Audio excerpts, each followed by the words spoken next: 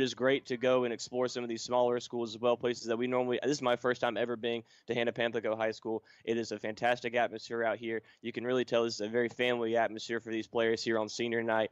It just going to mean a lot to this team to have a competitive game tonight and just to show out one more time in this beautiful field on this campus. Yeah, I mean, we talked senior night. Of course, they want to do that. But anytime you have a small town like this, football on Friday nights is like the biggest event going on. Because if not, they have to drive 30 minutes to get to Florence to do anything. 35 minutes, 45 minutes to get to Conway. They just have a long drive anywhere. Lake City, any town that's a little bit smaller, they really focus on football. Their fans show up way more.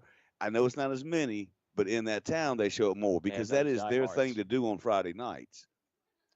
Both the captains for Hannah Pamplico and Green Seas Floyds are at the middle of the field discussing the rules with the referees, as we will see which team will get the football first in this region game. Digging into a little bit of the X's and O's, the Hannah Pamplico offense, we'll see Diage Backus, the junior dual-threat quarterback. He played wide receiver for the Red Raiders last year, has been the starter for the majority of the season for the Red and Black. They will also maybe bring out Andrew Goings, who's a little bit younger sophomore, a pocket passer, maybe a little bit change of pace guy for them. But it really is all about the running attack for the Red Raiders with senior Chris Eldridge, who's their lead tailback and playmaker, and also Xavier Self, who also will play a little bit of defensive end, a bigger body, change of pace guy for them. Those two guys are who they're really going to have to rely on to move the football for the Red Raiders. And they've been doing it a lot this year already as best they can. I know their record may not show how much progression they've had, but I have seen footage on number 26. Let me get his name for you, Xavier Self. Yep. I have seen footage. He is a big dude. He also plays defensive end on defense.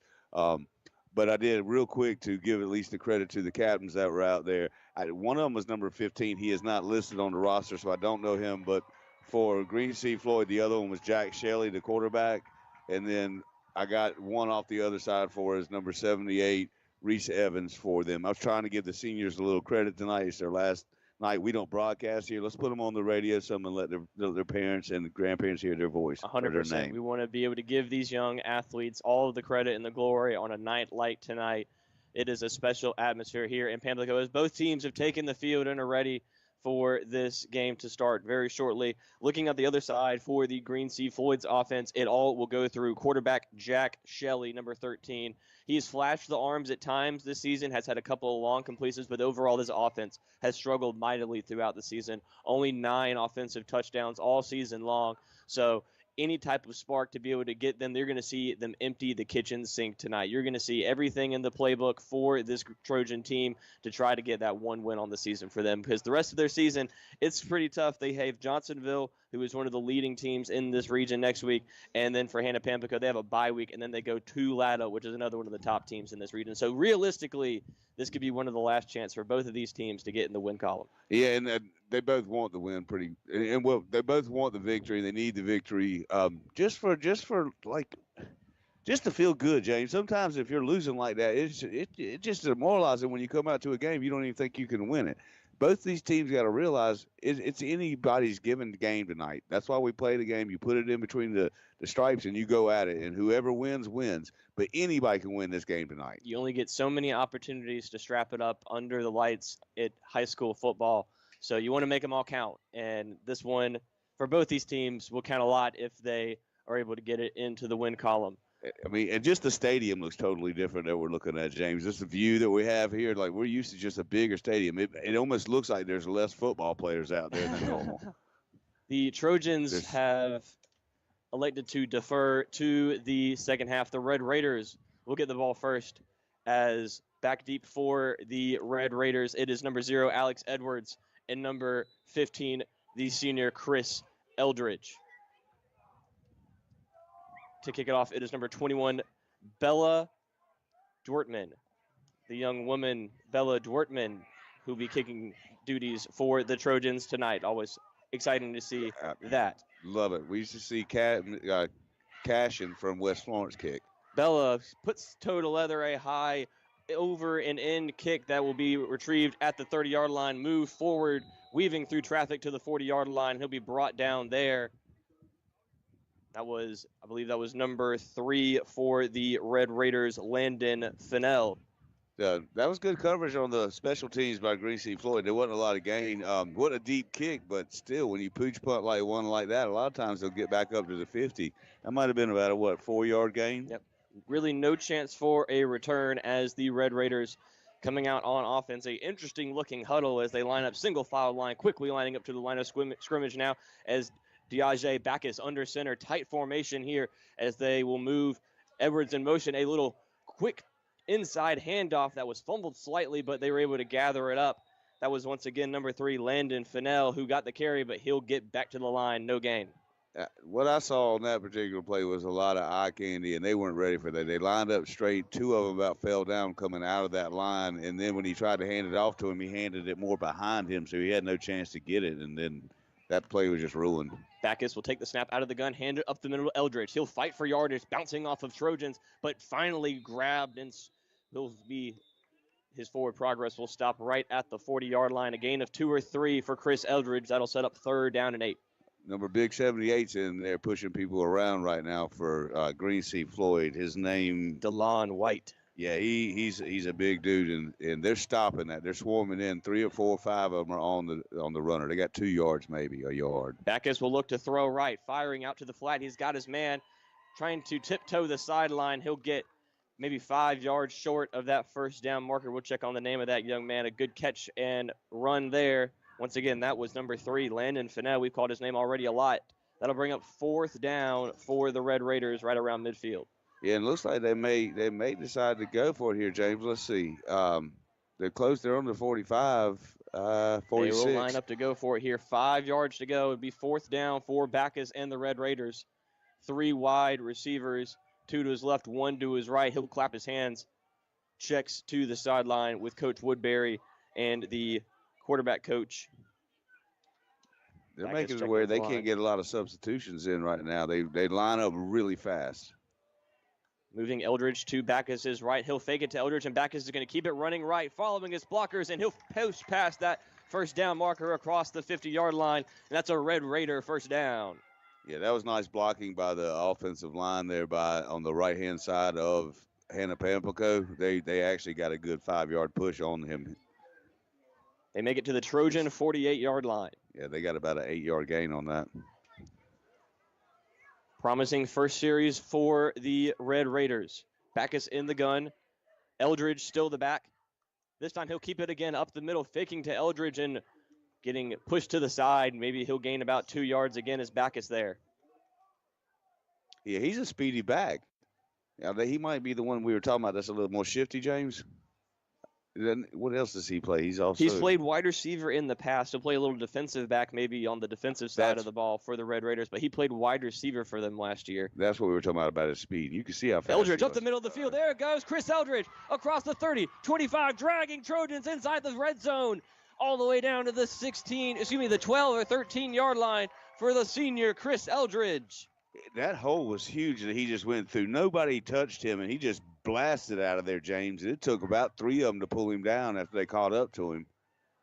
They mark him at the 13. Play. Red Raiders threatening here early. Backus quickly to the line. He'll fake it to Eldridge up the middle. There goes Diage Backus to the end zone. Touchdown, Red Raiders.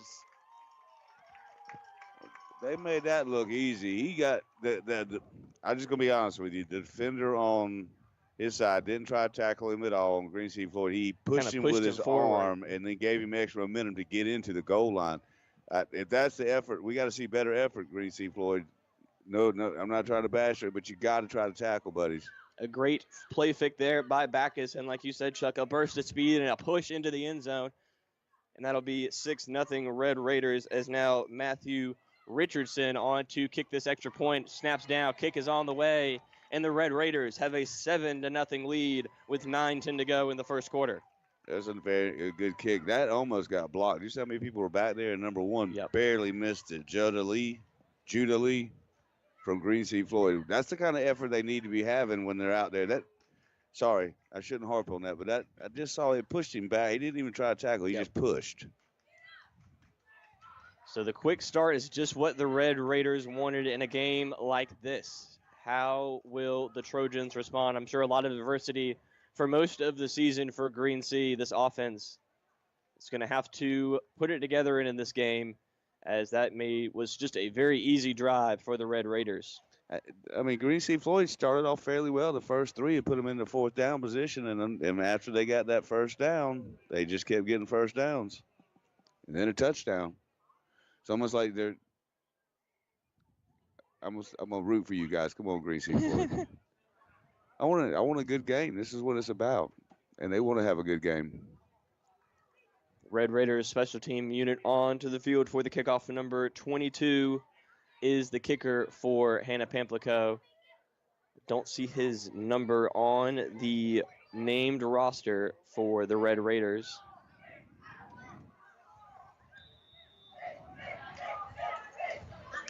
As we'll get ready to have the second drive of the game, the first of the game for the Green Sea Floyd Trojans, back deep, number 21. Excuse me, that's number 4, who muffs it down the sideline. He picks it back up at the 10, running to the left, but I think they're going to claim that he stepped out of bounds as he wrangled in the football. That was Taj Brown, who he'll be marked down at the 15-yard line. He thought he had the football and could run with it. Yeah, that was a big mistake on special teams. Where he was catching that ball, was clearly out of bounds and would have gave them the ball at the 35-yard line. Instead, he tried to catch it and he was out of bounds and he stepped out of bounds and that ended the play right there. Wow. Jake Shelley and this Trojan offense take the field. The back, number 7, Thomas Ganells. Spread look 4 wide receivers in the pattern for the Trojans as they also motion the back out there. Empty set now for Shelley. They'll motion in number 3, Demetrius Phillips, and a jet sweep. He'll go left side. He's got a little bit of speed there. Demetrius Phillips, a nice gain of 5 on the jet sweep. And linebacker, looks like that was Davis Kimbrough Sr. He asked, but he's the linebacker. He got him 7 yards deep. So that was a good running play, good start to their drive for Green Sea Floyd. 2nd and 5. Demetrius Phillips, they're going to use him on a lot of gadgets. A shifty run there. Now 4 wide. Phillips in the backfield with him as, again, they'll send him in motion, but they'll give it up the middle to the back. Number 7, that is Thomas Ganells, but he's met by multiple Red Raiders. He'll maybe gain a yard. It'll bring up 3rd down and 4. Yeah, he got hit pretty hard. He went straight backwards. I thought he actually hurt his leg the way he fell. Hannah Pamplico seems to be a little bit bigger bodied also than Green Sea Floyd. It'll set up a manageable 3rd down here at the 22-yard line for the Trojans. Shelley will look to throw, rolling to his right, trying to find a man open. He'll launch it down the field at the 50. Did he get his foot down? It looked like a catch. They called it a catch, I believe. Yes, that was number 3, Demetrius Phillips, with a toe tap across midfield into Red Raider territory. What a throw by Jack Shelley. And we got to see perfect view on that, where it's right in front of us. I could tell it appeared to me that he was in. You just can't see the sideline where we're at, but just if you know how to judge a field, that was a beautiful catch. He was covered. Down. He was covered too. I really didn't see anybody open, but Jack Shelley trusting his receiver there, and a big 1st down, as now we have a dead ball whistle here. We'll check that as one of the referees is pointing to Shelley's equipment on his legs. They'll let it go. And 1st and 10 across the midfield line for the Trojans. Fake to Ganells, and he'll fumble the football. Shelley will, but he'll pounce right on it. Just a miss carry there of the football, a mistransaction, and it'll lose them about 4 yards. Yeah, and unfortunately, mistakes, especially when you're on the road, especially when you're trying to make a win, those kind of mistakes push you back. Now it's going to be 2nd down and, 13, 14. It just makes it that much harder on your offense. Let's hope they can pull out of this. Staying in that 4 wide look for Shelley. Ganell stays in the backfield. Shelley will look to throw, rolling to his right, pressure in his face. He'll launch it into open space, incomplete there as he was pressured by number, I think it was 56 there of the Red Raiders. It'll bring up 3rd down and 15. Yeah, number 56, that's don't have the name for that, but he also hit his arm as he was throwing that ball, and it made it come out a little bit wobbly, James. I believe it was 58. That's Kane Calcutt. 56, 58. The numbers Oh, look a yeah, little yeah. similar Okay, there. yes. I saw Calcut. We're trying. 3rd down and long now for this Trojan offense. Under center now is Shelley, but a flag will fly as they get lined up here. Interesting to see what the call will be. They really weren't lined up. Now they're gonna call the false start there. That's interesting call there. I didn't really think they were even set, but it'll back them up even further for a 3rd down and 18 now. Yeah, this is where you do, I agree with you, James. That was a little premature as far as shooting that flag out. But at this point right here, you really put yourself in a bad position to gain yardage or to get a first down. Right. Definitely not making it easy for themselves, this Trojan offense. Shelley looking to the sideline as it looks like they're going to be lining up under center again here. 2 wingbacks and the tailback Thomas Ganells. They'll throw a sweep to the left side. That's Judah Lee running. He's got a seam back to the original line of scrimmage, but he'll be dropped down there. That'll make it 4th down and 9. A solid run of 9 yards there. What will the Trojans do? That was a good pickup. It looks like they're going to go for it. I mean, I would think at this point you're on the other side of the 50. That seems to be the norm a lot in games nowadays. If you're on the other side, if you're on their side of the 50, you go for it. Usually you're a lot closer than this because this is an 8-yard 4th down, but they have not been afraid to throw it for sure. Jack Shelley has been throwing it so far. This will be a 4th and 7. Again, they line up under center to this Trojans offense. They'll check to the sideline, and they'll call timeout there, second guessing it. They'll take a minute to figure out what they want to do here. Definitely an aggressive approach here. Not sure special teams-wise how well this Trojan team can punt the football. Obviously, we've seen a lot of very critical errors throughout the season when it comes to field position punting.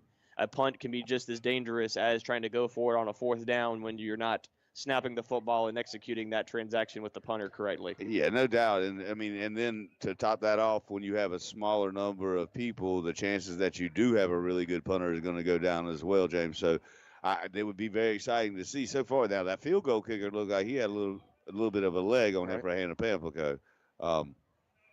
But when you have that limited number, yeah, it is going to be a little bit tougher. And special teams will play a role like they do every single week we watch games, especially in high school. They play even more of a role. That since we've been doing this, I've seen it more for us that affects a game more than it does in college and in the pros. Well, special teams, whenever you have a great, pro-level punter, pro-level kicker, special teams, it's a gimme. We're going to get it. Especially, but when you don't have it, it makes the game a lot more interesting.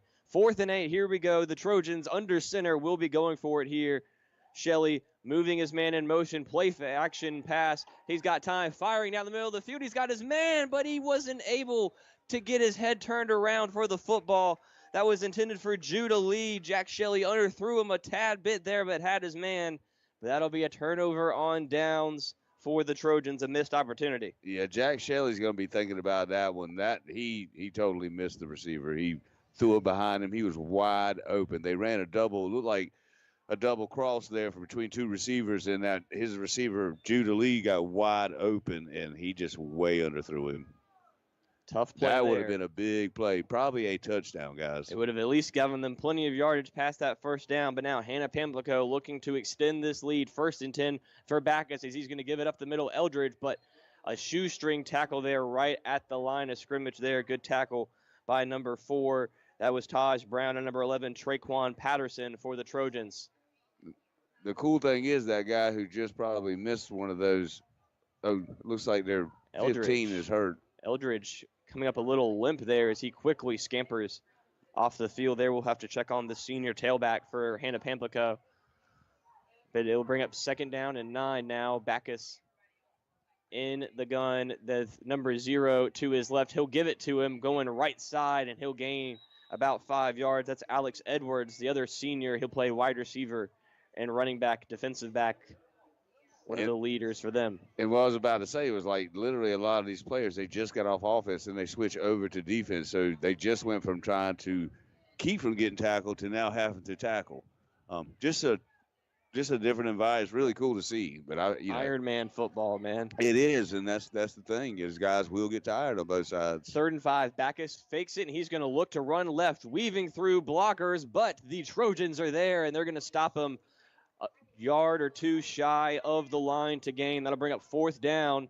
We got to thank Trey Woodbury with how this offense has been able to run the football. And here comes the senior Eldridge back into the game just in time. Yeah, and this is the more traditional style that I was talking about when you're on the other side of the 50 when it's like 1 yard. This is the kind they normally go for. But in an environment like this, you got to take your chances anytime to score because Hannah Pamplico likes to run the ball. It's going to limit Green Sea Floyd's possession, so I understood why they went for it. Change of look here. They go under center. Backus now in the eye with Eldridge as his far tailback. They'll give it to the fullback up the middle of the field. He's going to fight for that 1st down yardage. The fullback, number 50, Dakai Thomas. And they're going to give him the 1st down. Yeah, that young senior right there, well, to me, he's young. Of course, in high school, he's old. He's a senior. But that young senior right there got his good moment tonight, got himself a 1st down as a fullback. They don't get the ball too often, James, but when they do, they want to make the best of it, and he did. He now lines up at tight end, number 50, in that tight end spot. Backus back in the gun with Eldridge. They'll give it up the middle. There goes Chris Eldridge again running through tacklers. He lost the football, though.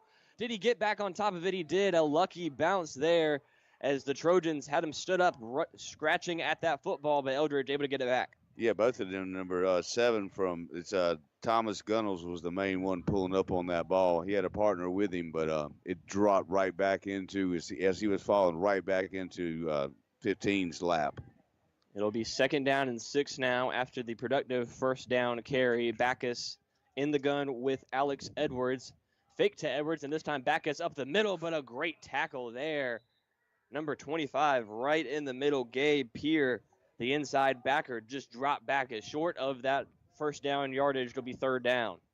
Yeah, that was a solid tackle right there. I mean, he grabbed him straight, boom. Just dropped him. 3rd down and 2 now for Diage Backus. Alex Edwards remaining in the backfield with him. They'll give it to him. Edwards knifing through the middle, but he maybe got 2 yards there. He'll be shy. It'll be 4th and 1 for the Red Raiders again. Now, this is a lot better effort for Green Sea Floyd than I saw on that touchdown drive, the touchdown drive. They've stopped them twice now. They got it down to 4th down again. They're not giving up. They want to stop them. If they run the ball again, they have a chance to stop them. A bigger package here again in the eye. They have the fullback in there, an extra tight end. Eldridge is the lone tailback, and they're going to quarterback sneak at a beautiful play call there. As there goes Backus still running. Diage Backus breaks free. He's going to score. Touchdown, Red Raiders. A quarterback sneak gone wrong. Most definitely gone wrong. He was tackled, it looked like, for about 10 yards, but he just kept pushing his legs, and eventually he got away from the guy. I'm surprised there wasn't a little bit more help. I mean, he had him for a while held up there, James.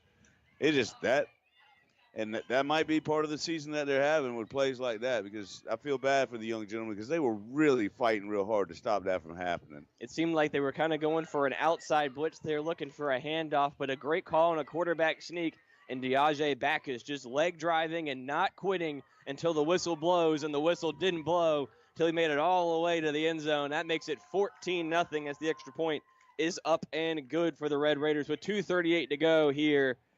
The Trojans are reeling early. And it looks like number 6 is actually their kicker, Matthew Richardson. He's a wide receiver, but he's got a pretty good foot on him. Both of those extra points have been solid kicks. What a start here by Diage Backus, the junior, showing off the wheels on 2 touchdowns here in this first quarter of action. He's shown the flashes throughout this season, but it seems like he's really settling into this offense. Yeah, I'm just still surprised that he didn't get tackled. I mean, there was a lot of opportunity to stop him from scoring just then. Unfortunately, that just didn't happen. He just kept pushing like the young man should. They tell you never stop until you hear the whistle, and he didn't. The Trojan offense were able to string a couple of plays together, but got stopped on 4th down. Has some opportunities here. They'll have to capitalize on it here if they don't want to let this one get out of their hands. This is a short kick to the 25-yard line, fielded by Ganells, right side running left, and he'll gain about 10 yards to the middle of the field and be brought down there. And that's what started the 35. Yeah, that was good special teams coverage by Hannah Pamplico. We've seen that a lot where guys get it over on the right-hand side or the left-hand side, and they always try to take it all the way across. Unless you're really extremely fast, that is really, really hard to go all the way across the whole field without other people being able to come in and tackle. Got to have some good blocks. Got to hope some guys miss some angles. And you got to be able to get to the angle so that you can have that wall set up. And I haven't seen any of the kids fast enough to do it yet. Jack Sheely coming back out here. As they really are letting him throw the football, they'll let him throw it again. Snap back, he'll throw it short to the left. It's complete for a gain of about 4 yards. That's number 6, London McLennan. Yeah, nice short route, get the drive going. Now we got 2nd down and 6. So you're doing what you want to as an offense, getting a good possession or getting a good yardage on 1st down. Dewey Kimbrough, the linebacker, was out there in a slinging tackle. Make it 2nd down and 6 now. Staying in this spread look for the Trojans. 4 wide for Shelley. Gunnell's in the backfield. Shelley drops the football, but Gunnell's will pick it up off the ground, and there he goes, running for a nice gain of about 3 or 4 yards there. That just looked like it hit Shelley in the chest, but a heads-up play by the tailback to gain some yardage there. It'll bring up 3rd down and 3. That's the 2nd time they've had a play like that where Shelley didn't get the ball, but that time it actually turned out. I tell you what, if number 7, Thomas Gunnells, if he had an extra 15 pounds on, he would have got that 1st down. He's just so much smaller than the rest of the guys out here, James. He's probably 160 pounds. Very short, low to the ground guy, though. He definitely runs for some power for someone who's short. There's a sweeping handoff to the right side. A nice run there for a 1st down as he'll get to the 46-yard line. That was London number McClellan. 6. Yes, sir, London McLennan. A nice 1st down there for the Trojans. Yeah, that's so far, that's their first down to my knowledge. I don't remember them getting another. They had first one down. other one, I believe, on a string of plays. They're on that big pass play, but that was really yeah, you're right. I forgot about that pass play. You're right, James. Sorry. 2nd first down. Nearing midfield, the Trojans sending a man in motion and a sweeping right back to the left, a counter sweep to number 3, Demetrius Phillips. A lot of eye candy there from the Trojans will gain them 4 yards on 1st down. Yeah, I mean, keep this kind of drive going, Green Sea Floyd. You'll be at the end down there to get a touchdown. Because if you gain 4 yards every play, that equals 12. It's after 3. That's a 1st down every time. Doing well on 1st down and holding onto the football will do a whole lot for this Trojan offense. Shelley once again sending his man in motion. It is a orbit sweep going right side. A tough run there. The Hannah Pamplico defense all over London McLennan there. He'll maybe gain a yard. It'll set up 3rd down and 5. Yeah, Hannah Pamplico was on that one that time. They swarmed in with about 4 guys to make that tackle. I thought number 60 led the way. I know we'll call a lot of these guys out, but we want to make sure we give them a lot of credit tonight. Keyshawn Brown. And that will end this 1st quarter of action here. Week 7 here at Pamplico. Hannah Pamplico up early 14-0 on the Green Sea Floyd Trojans. We'll be back with the 2nd quarter of action after this break. From the Florence Toyota Studios, this is WOLH Florence, 96.3 ESPN Radio, the worldwide leader in sports. Metal roof and wall siding is available locally at Adams Metal Building Supply, a 40-year-old company offering metal building supplies for your home, farm, and recreation projects. Adams Metal Building Supply can order walk-through metal door kits and overhead doors, as well as bolt-up metal buildings in 4 different sizes for the DIY homeowner. Adams Metal Building Supply, where quality meets durability. Call Heather today at 843-669-6399 or toll free at 1-888-766-0043. More live action. It's the high school football game of the week on 96.3 ESPN Radio. Welcome back to the high school football game of the week here in the PD here at Hannah Pamplico High School with some 1A Region 6 action. Hannah Pamplico up 14-0 on the Green Sea Floyd's Trojans. Here as we start this 2nd quarter of action, the Trojans set up with a 3rd down and call it 4 yards here at the Red Raider 47-yard line. Inside carry. This is Gunnell's again, but this time the Raiders are there. That was Eldridge on defense that time making the play. It'll bring up 4th down after a loss of, call it, 2 or 3. Yeah, they did try some eye candy on that when they tried to they had guy crossing over on the backside, number 6, and act like he was handing off to him, and then they didn't fall for it all. Hannah Pamplico was all over that. And this time it looks like they're going to punt instead of go for it. Green Sea Floyd is.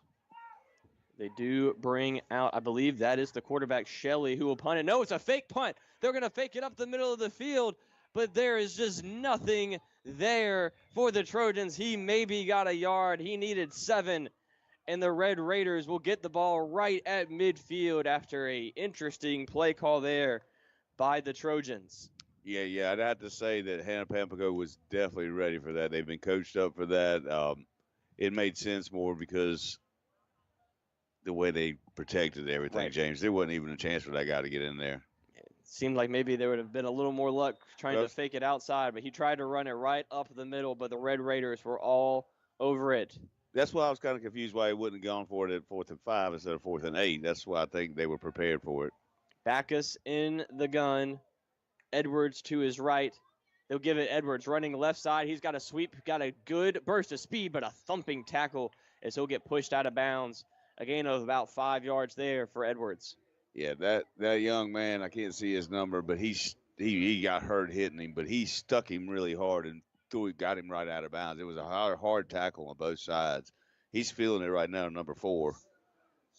That was Taj Brown. Yes, sir. But he's playing both sides. I mean, he's one of their main Iron Man. Backus again will take the snap. He'll fake it to Edwards going right. There goes Backus again. A nice run as he's crossed the 40. Dragged down in the secondary. It'll be another first down for the Red Raiders. Number 7, Thomas Gunnels. He's been all over the place, that time having to make the tackle on the quarterback. I'm hoping they're not. They may be getting worn out a little bit, and it's still just the second quarter. Be a good time for Green Sea Floyd's defense to step up and get a stop here. All the way to the 36-yard line for Hannah Pamplico, and this time they'll give it on a delayed handoff. It's Edwards. Alex Edwards knifing through the middle of the field. He's still on his feet, dragging Trojans to the 25-yard line. He'll be brought down there. A nice run by the wide receiver. Yeah, that was good yardage on that run, and I was glad to see Green Sea Floyd go in there and help out this time. Other players, whenever somebody's holding somebody up and they're trying to move, they put 3 more players on him, and guess what? They stopped him. That last touchdown run by Hannah Pamplico needed that kind of effort, to be honest. Got to focus on the gang tackling. Yes. Backus in the gun. He'll take the snap again, and he'll hand it off. This is Edwards stiff-arming a man in the backfield, jump cutting, breaking tackles, but a swarm of Trojans there. Great effort there by Alex Edwards to gain a yard. And great effort by Green Sea Floyd's defense. Because he got by the first guy, got by the second guy, and the third guy is the one who got him. So they're tackling in a population form, but only one of them got there that time. But beautiful, beautiful defense. 2nd down and 9 here, right at the edge of the Red Raider red zone. Backus will take the snap, and he's going to keep it up the middle of the field. Backus running right side. He's got a lane, trying to fight off a block to the 10-yard line. Backus still driving his man out of bounds all the way to the 8-yard line. That'll be another first down for the Red Raiders. Right now, they're somewhat having their way, but I'd say Green Sea Floyd, the effort is still there to stop this, James, and that's what you got to continue to have, because at this point right here, I do feel like they're starting to get a little wore out. It is definitely tough when you have a nice combination of those power backs, and then you have Backus who's pulling it with his speed. It's a tough combo to stop. This time they'll give it up the middle. This is a easy walk-in. No, he'll drag him into the end zone. Yeah, like I said, he just overpowered him, James, and just kind of bullied over him. At the same time, the guy got the tackle, but that's because he pushed over him. That's what I was going to get at. The size of Hannah Pamplico is bigger than the size of Green Sea Floyd, and like we've talked about all night, they're on both sides. So the size on the defense is bigger, the size on the offense is bigger, and I feel like it's starting to wear Green Sea Floyd down a little bit, unfortunately. Makai Edie, like Moses, parting the Red Sea with that offensive line as he's dragged into the end zone, making it 20-0 for the Red Raiders. As the extra point unit is onto the field, snaps down, kicks up, and another true extra point for Matthew Richardson, making it 21-0 Red Raiders with 8:45 to go here in the first half of play. It's been all red and black so far. Yeah, I mean, if you're a Red Raiders fan, it's been an exciting night. They've got 3 touchdowns. They're not really getting threatened too often on offense. And so it's a good senior night for sure. I just like we talked about, just having a good game. And I don't see that the effort's not there from Green Sea Floyd. I just feel like they might just have not enough big bodies. Right. They'll have to remain scrappy through this one. Offense, I've been impressed with the little we've seen of Jack Shelley. He is not afraid to throw the ball down the field. And if they want to stay in this football game, they're going to have to continue to have that kind of mindset moving the football. And stay mistake-free, because that's also what has hurt them on these drives, that they have been having some momentum, is making the mistake of a flag, of a drop pass. I mean, a drop for the quarterback. Yeah, thank you. I couldn't think of the name. Sorry. A high end-over-end kick received at the 28-yard line by the Trojans, and he'll weave his way, crossing the 30 to the 35 and brought down there. And again, decent field position for Green Sea Floyd's offense. We'll see if they can string a drive together here. Yeah, this will be a good time for them to definitely. This is an important time to get a good drive if they can score, especially if not. You're putting the same Well, we talked defense about it back out there last week as well when we're discussing South Florence. Teams that run the football as efficiently and as well as a team like Hannah Pamplico can at times, you're limiting your possessions. Yes. You're already down 3 scores. Who knows how many chances you're going to have left in this game. Trojans back on offense. Shelley in the gun, 4 wide, sending a man in motion. He's going to look to throw over the middle of the field, had his man, but dropped. That was number 3, Demetrius Phillips, who couldn't haul it in. It'll be second down. It was actually a very well-designed play. He was wide open. Probably should have been caught by the young man to help his quarterback out a little bit. But you don't always catch every single ball, but they really need those kind of plays, though, James. Shelley, a tall quarterback, can see over most of his offensive line, has a nice arm, got the ball there quick, not just a little too much for Phillips to handle. Back in the gun, Shelley will take the snap, dropping to throw. Looking right, he'll throw, and it's batted down at the line of scrimmage. Incomplete. And that was number 50, who's played a little fullback tonight. That time he got in the face of the quarterback, Dakai Thomas. Yeah, that was a nice block right there. 3rd down and 10 now for this Trojan offense. Yeah. He got in there quick, James, and was able to start there. Is it 3rd down? It will be 3rd and 10 now. Okay. Trojans stay in the gun. Shelley with Gunnels in the backfield, and that looks like to be a false start by a couple of different Trojans there. That's the ball wasn't snapped in time. And once again, not the hard, but those are the kind of mistakes you can't be making if you're trying to get back in the game. It's 3rd and 15 now instead of 3rd and 10. 3rd and 10 is a monster against Hannah Pamplico so far tonight. Well, you got to think they are in 2-down territory for most of their possessions, and getting 10 yards on 2 plays isn't, anything crazy, but getting 15, you're asking a lot of this offense here. Most definitely. Same look. In the gun, Shelley, 2 deep safeties for Hannah Pamplico, and this time, again, a miscommunication between the offensive line and the quarterback as the receivers went on the first clap and the offensive line did not. Yeah, all 4 receivers took off after the clap.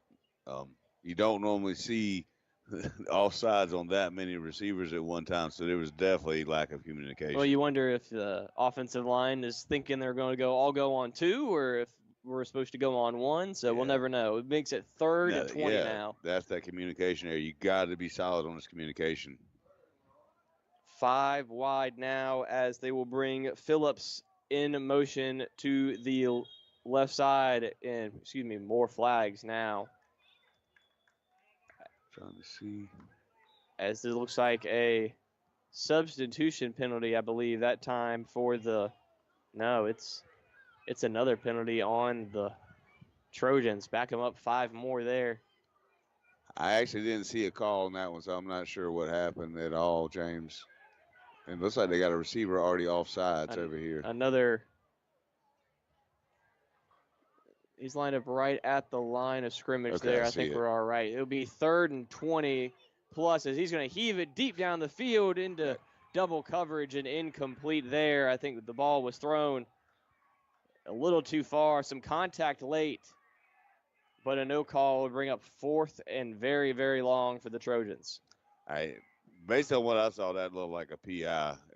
The ball would have been catchable. He was running straight through, and the guy came over and hit him a little bit early, but they didn't catch the break, and that's what you can't. You can't depend on the referees to make you win a game. So 4th and 25 to go for the Trojans as Shelley will back up to the punter position. Number 0 for the Red Raiders, Alex Edwards, stands back at the 45 to field this punt. Probably thinking that the Trojans are being for real this time when they're punting the football. Yeah, I imagine they're not going to go for a fake right here, unless they're just trying to get a special play to try to see if it works or not, just for the heck of doing it. They're going to call a timeout here, another Trojans timeout. So they'll talk it over here on 4th and 25 back at their own 20-yard line. And it's Trogans. Do you know what a Trogan is? Because I do not. Did I misspell that on the paper? I thought it might. My fault. I thought thought it was a new term. A little typo on my piece of paper there. Yeah, no, that would have been fine. I just thought it might. Sorry, James. That's what we have fun for, guys. Well, the Trojans, whatever you want to call them, they're in a pickle here on a 4th and long. They will bring back the punting unit onto the field here. I just thought it was interesting, and I just realized this is a typo. Oh, my bad. I thought we had something to talk about. Edwards standing at his 45-yard line to field this Shelley punt. This will be the first time we'll see the quarterback put his foot into it. Pressure in his face, and he'll barely get it off the side of his foot, and it'll bounce to maybe the Trojan 40-yard line, a net punt of maybe 15 yards. They don't get back to the first down they needed to get to, and that'll set up the Red Raiders in excellent field position. Yeah, that could have been way worse because, number one, Chevelle Woodbury got his hands on that punt. That's why it went sideways. Nice play by that senior. I'm sure it's really cool to block a punt on your senior night. Didn't fully go backwards, but he did get a piece of that ball. Definitely affected it off the side of Shelley's foot there. It'll be at the 38-yard line of the Trojans for this Red Raider offense, looking to pour it on here. Already up 21-0 here in the second quarter. This is Eldridge running right side, stiff-arming a man. He put him all the way to the turf, and then a face mask flies, and that was a late whistle. That whistle should not have been blown there as Eldridge was still on his feet. They're going to call a face mask here on the attempted tackle, but Eldridge should still be running as an inadvertent whistle there by the officiating crew.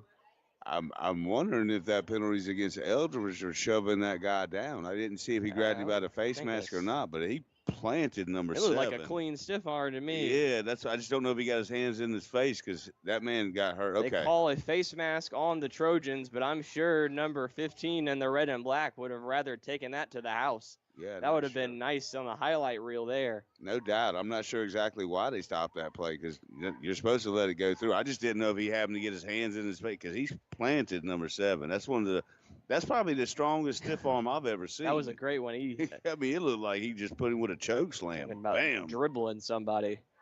Yeah. Backus will keep it on a fake up the middle of the field, and he'll gain about 3 to 4 yards there across the 20 into the red zone for the Red Raiders. And this is definitely very much getting to where Green Sea Floyd has to make this stop. You go down 28-0. Hartsville gets the ball in the second half to start with. You could be looking at yourself going home a lot earlier than you think. 2nd down and 7 after that 3-yard run by Backus. Big blitz here by Green Sea Floyds. They run right into it, but minimal gain there. Maybe a gain of 2 that time for Mackay. Edie, it'll set up 3rd and 5. Yeah, good coverage by their defense that particular play, and that's the kind of stuff they got to do. Is 3rd down right now. There's a chance they're going to go for two more plays. 3rd down and 4th down, but this is huge for them to get out of this particular situation. They really need it. Backus in the gun, Edie to his left, 3 wide receivers. He'll fake it, and he's going to look to throw. Going right side into the end zone. He's got his man, and he dropped it in the end zone. He had his man. Alex Edwards was leaving his defender in the end zone, and Backus put it on his face mask, and he just couldn't hang on. Yeah, that was a nice throw right there. I'm sure the young man, looks like number 8 from Pamplico, is going to regret that. I think that was 0. That was Alex Edwards. Was it 0? Okay. Yeah. A tough play there for the senior on senior night. He would have loved to have hauled that one in, as he has so many times for them. Timeout for Hannah Pamplico, as this will be 4th down and 5 in a critical situation to try to get more points. Man, I'm sure that's one they would want to have back. Well-executed fake, had his man in the end zone. Everything was there but the catch. Yeah, was turning around and just couldn't get his hands together for the football. Yeah, everything was designed correctly. It looked pretty. What you want to see. 6:38 to go here in the first half here at Hannah Pamplico. I got a feeling the way they've been running the ball now is we're going to run something on the outside with the quarterback, the speed that he's had. We'll see. I'm just trying to guess. Maybe some type of RPO here, have him with a chance to throw it if he's got him, but been impressed with Backus so far and his playmaking ability. Yes. Him and Eldridge have both done a phenomenal job. Along with a few of them. Yeah, I mean, Edie's looked good as well, yeah. Haven't seen the big back Xavier Self much tonight. Backus in the gun with Edie to his right. They're going to roll him to the right. A good play call there as Chuck called it, and Backus will look to try to get that first down yardage. We'll see where the mark is. There he's right at the line to gain, as Backus just took it himself on the roll right. We might have a chain gang sighting here, my friend. Yeah, we might get to see him 2 weeks in a row. We don't get to see them pull out a chain. Hit it. No, they're just going to give it to him, I believe. Looks like he earned it. If they're giving it to him, well, they hadn't decided yet. Yep, they're giving it to him. I thought he was going to run a little bit faster than that on the play. Like he kind of sprung it out for a while. I was trying to throw the ball, but he did what you were talking about, maybe even the run pass, and then he didn't have any pass, so he went ahead and ran it. Directing traffic, had to get a block in front of it, tell his guy to block somebody, but just enough for the first down. Yes, it'll be at the 11-yard line. First down and 10. Line to gain is the 1. Fake to Edie. Backus up the middle of the field, weaving through Trojan defenders, but draped down to the ground. A gain of about 3 yards there for Backus. Yeah, it looked like his own player was involved with it too. Not on purpose, but he went down as well. Whenever those two guys tackled, Backus is his name, right? Yes, sir. Thank you. In the gun again. Sorry, Greasy Floyd's really trying. That's what I want to give credit to. Lots of men up front pressuring here as Backus will be in the gun. Edwards to his left. He'll give it Edwards. He'll run a sweep right. He's going to have the corner, but draped down from behind. A good tackle by number 1 on Green Sea Floyd's Judah Lee to deny him that touchdown and the first down. It'll be 3rd and 1 from the 2. And Judah Lee's definitely a good athlete. We've already seen him make plays so far tonight.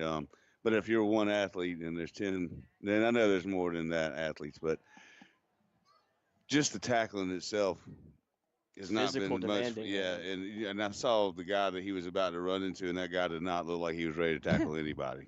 And I don't want to call that number out, but if he were to get past Jude, he was just going to walk in. I formation for the Red Raiders as Eldridge is the tailback, but they'll give it to the fullback Thomas into the. No, he will be short, diving to the goal line, but he'll be marked down short of the end zone. They may give him the first down here. Lots of whistles blowing here. Yeah, he went Superman airborne, but that Kryptonite got him that time. He stopped him short. Whoever that was, tackling him, grabbed him around his legs and pulled him straight down. It looked like he had a chance to get there, but he didn't.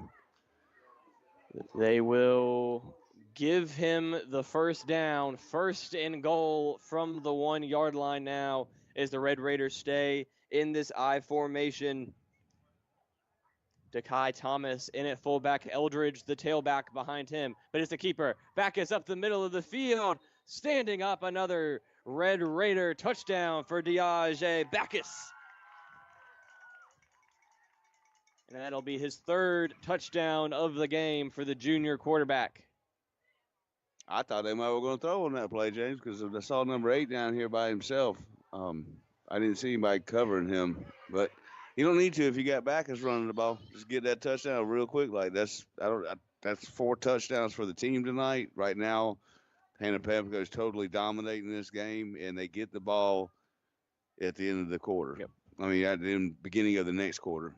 And there's 4 minutes left and 30 seconds in this quarter. So there's a chance that Hannah Pamplico gets the ball back again the way that we've seen Green Sea No, I believe Floyd's Hannah offense. Pamplico got the ball first, my friend. So the Trojans will get the you're ball. right. Yeah, the young lady kicked off. You're right. I'm sorry.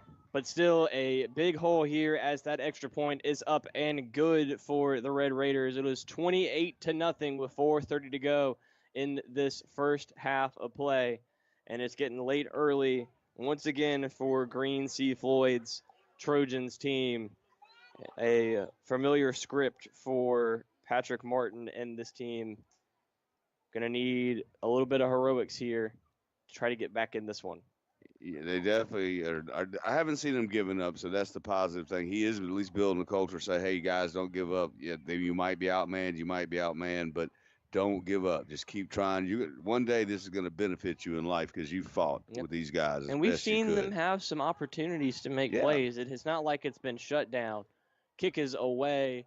High end-over-end kick fielded at the 30-yard line that is Phillips running right side, trying to get a wall in front of him there, but spun down to the ground at the 35-yard line, and that is, again, where the Trojans will start it. Yeah, and James, as you were saying, this could easily be a 28-14 game. There was definitely plays that they've missed and could have had. I mean, but if those are your only plays, they're big plays where they're missing the receiver and not catching it, then that's not really a good recipe what ifs for aren't winning. going to win you football games. Yeah, but at the same time, it would definitely make them feel a lot better. Right. We'll see if Jack Shelley can make him feel a little better here going into halftime. First down and 10 for this Trojan offense. They'll send Demetrius Phillips in motion, 3 wide receivers to Shelley's left side, and they will throw it to Phillips on a swing pass. He's got a little bit of running room dancing. He'll get to the 40-yard line. Will Demetrius Phillips, that'll gain a gain of 5. Yeah, I like that play he did. He did a little tuck to the inside. That he saw the defender coming. He had already passed the other one, so he did basically a lightning bolt. A little zigzag. Yeah, I like that. Second down, call it 6 to go here as we are inside 4 minutes to go on this first half of play. As this Trojan offense desperately trying to get on the board. Phillips, the man in motion. They'll have a bunch look to the left. Gunnels, the tailback, will be in the block as Shelley will roll to his right. Looking to now run as there goes Jack Shelley to the marker, and he'll tiptoe out of bounds. And that'll be enough for a Trojan first down. Yeah, I mean, he's definitely been a bright spot. I mean, that looked like a solid run. He looked like a solid quarterback. It looked just effortless. It looked like if they could get him in position like that more, to use him more, because he seems to be pretty athletic on this team, especially when you're a limited number of players. He's one of them. Judah Lee is the other one. At the 46-yard line now, the Trojans trying to mount a drive. 4 wide again in the gun is Shelley. He'll roll to his left now, still rolling backwards. Now he'll spin around to the right. He's like 30 yards past the line of scrimmage. He'll throw incomplete. Looking for, I believe that was Phillips again there. Incomplete. A little backyard football there by Jack Shelley. There's a flag down. Yeah, I'm not sure if it's who's that it's on, because that block that's got him free to be able to throw that pass at the end was a beautiful block, but might have been a hold on the inside by Green Sea Floyd. Let's see. My eyes were more focused on the quarterback running, because he was doing a big scramble. He came over to this side and then did the U-turn and went back across the field. Little Johnny Manziel-esque right there. Yeah. Trying to make a play. Nothing doing there, as that will be a big holding penalty on the Trojans. That'll back them up 10 yards there. It'll be 1st and 20 now. Well, we talked about you can't shoot yourself in the foot, and they just did again. Shelley in the gun, 4 wide again.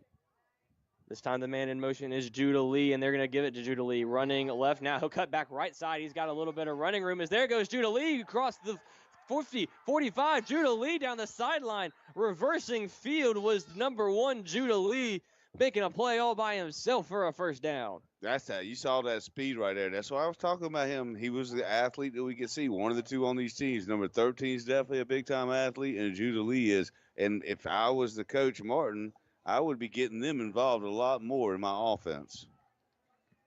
That was a designed sweep to Judah Lee going left side. He immediately didn't like it, saw that cutback lane, and took it for a huge gain all the way to the 35 now. Shelley in the gun. He'll drop to throw. Pressure incoming up the middle. He'll roll to his left. Shelley still looking to throw. Now he's going to tuck it, and he'll just walk out of bounds right where the line of scrimmage is. Maybe a loss of 1, maybe a gain of nothing. It'll be second down. Yeah, really good coverage by their pass defense for Hannah Pamplico. He couldn't find anybody open, had no option but to tuck that thing and run. With the defender trailing right behind him. Once again, James, we see a guy run out of bounds short of the line, your original line of scrimmage, instead of just throwing it right out of bounds. I mean, literally. You gain a yard by doing that. Instead, he lost a yard. Second down and 11 after the loss. Shelley now in the pistol look. Gunnels right behind him. They'll send a man in motion, and they'll play fake it. Rolling to his right. Shelley firing over the middle of the field behind his man, but caught at the 20-yard line, breaking a tackle all the way to the 15-yard line. That was number 6, London McLennan, and a nice play there by Jack Shelley to find his man. Yeah, that was nice throw. Beautiful play for them. That's the guy we were talking about. He's definitely athletic. They're starting to let it unwind a little bit. Maybe this will be the drive they can get that touchdown. Inside the Red Raiders red zone now, as Jack Shelley finding a little bit of rhythm, both running and throwing on this drive. But now in the red area, things get a lot more difficult. First and 10, they fake the sweep and fake the play action. Shelley's going to throw into the end zone, and it is incomplete. A one-on-one situation comes up short. That ball was intended for number 2, Aaron Fowler, in a one-on-one with Global Woodbury, in a win by the Hannah Pamplico defense. Yeah, no doubt. Woodbury won that. He was the one that actually should have had the ball. I think the defender the offensive guy turned into a defensive player, and it looked like there's a flag, so the whole play we're talking about is for naught anyway. A holding call again for the Trojans, and that is a very tough penalty that'll back them up to the 27, 28-yard line here. Mark it at the 27. It'll be first down and 20 for the Trojans, as this time the hard count, I think, may have worked in their favor that time, as they got the Red Raiders to jump for a free 5. Well, that was a positive play for them. I know they've had other ones, but at least one penalty, you got back 5 yards. 2 steps backwards, 1 step forward, hey, right? Take all you can get in a situation like this. Shelley and this Trojans offense have been able to put together some nice plays here. Can they get it now? First and 15, swing pass to Thomas Ganells, but that time the Red Raiders were all over it. Dewey Kimbrough with a nice tackle there. Stopped him for nothing. Yeah, that young man, number 7, has been taking a little bit of a licking here tonight. I just saw him he could feel that one as well, James. I hope he's going to be all right, because he's the one who got choke slammed earlier. He just got bulldozed just now. But he's out there fighting.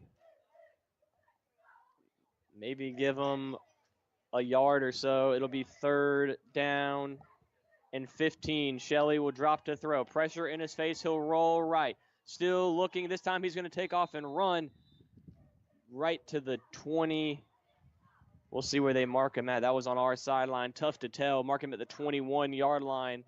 That'll set up fourth down and 13 to go. And I don't know. I just got through talking about Gunnels just then, or Gunnell. I don't know which way exactly it's pronounced, but Gunnels is what I'm going with. He actually was the one who got taken over on the bulldozer, but guess who was his lead blocker just then? It was him. Yeah. Yep. He went down there and stuck another man. He hit him. He's not a scared fella. He would have loved for his quarterback to maybe stay in bounds, make it worth his while. The field goal unit out on the field. This is Bella Dortmund. A decent amount of wind here tonight as she's going to give this one a try, and it is not going to get there. The kick is short. A good attempt, but no good by the Trojan offense to get some points on the board. With 1:22 to go, the Red Raiders will take back over on offense. Yeah, I don't know if you saw, Alex Edwards was actually down there in the end zone, and the ball was short of the field goal. If he catches that ball, he can take off and run. Just wasn't quite in the right area to field that one, was Alex Edwards. Yeah, but that could have, by being bad, we've seen it happen. I've never seen it in high school, but that would have been pretty cool. A little kick six action. Yeah. Ball will be at the 20-yard line. It'll be 1st and 10, Hannah Pamplico in a 2-minute drill here to try to go up 35-0. Backus in the gun. Lots of players close to the line of scrimmage. He'll play a fake. Backus still looking to throw, breaking a tackle to his right, and now there he goes. Diage Backus, 30. Breaks another tackle, 35-40. There goes number 7 to the midfield line and brought down there by Gunnels. A big run by Diage Backus, but we'll check the laundry back at the line of scrimmage. Yeah, he was held. I mean, the offensive lineman held Green Sea Floyd right behind when Backus was able to take off. I saw the penalty happen when it happened. There was another flag that came out afterwards, so I'm not sure if it's 2 penalties here or not. But that was a beautiful. You could just see the speed and the elusiveness of Backus. He ran all the way across the field. That was a beautiful play. Unfortunately, I saw the hold happen, and I knew that was going to be for naught.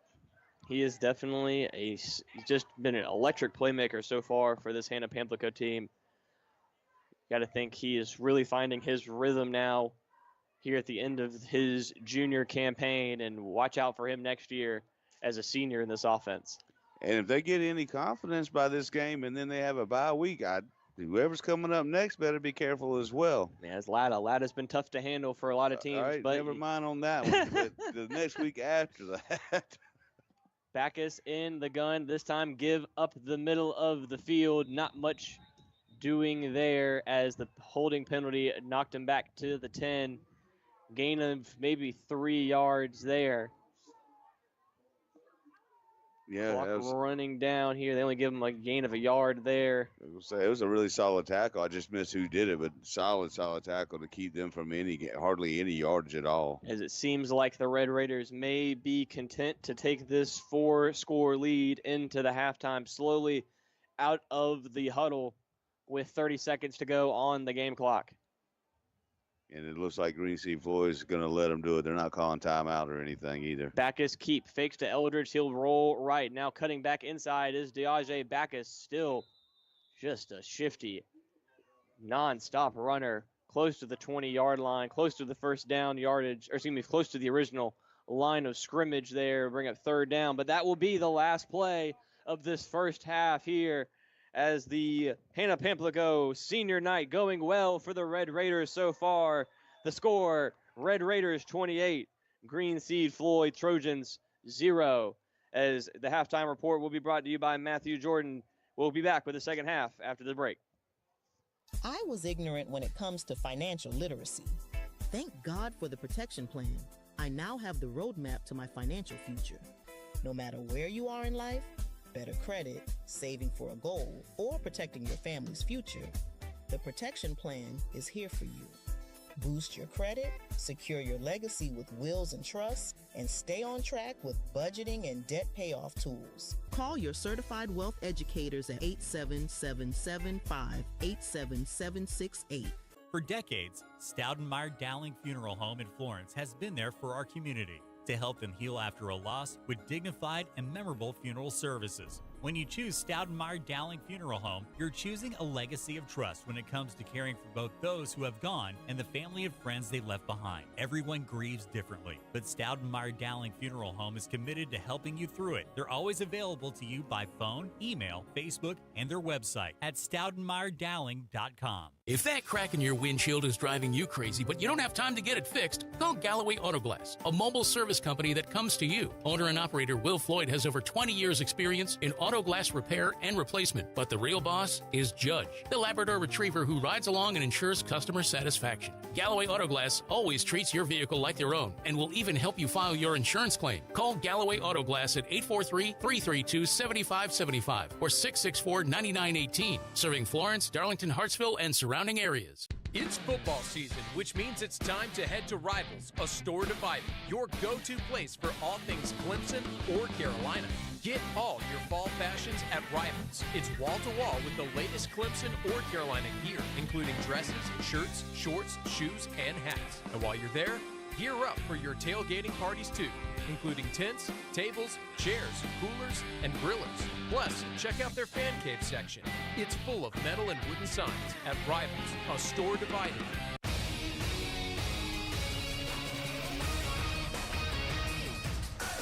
And it's Matt Jordan back here in the ESPN Radio 96.3 FM studios, where Hannah Pamplico has a 28-0 lead on Green Sea Floyds. A couple of games that were played last night. Lower Richland defeats Wilson 28-13. It was South Florence all over Lakewood 49-0. Very small scoreboard right now. Scores that we've gotten into the studios. Looks like this. Carolina Forest all over St. James at the moment 48-0. Dillon taking out their frustration after losing last week to Loris.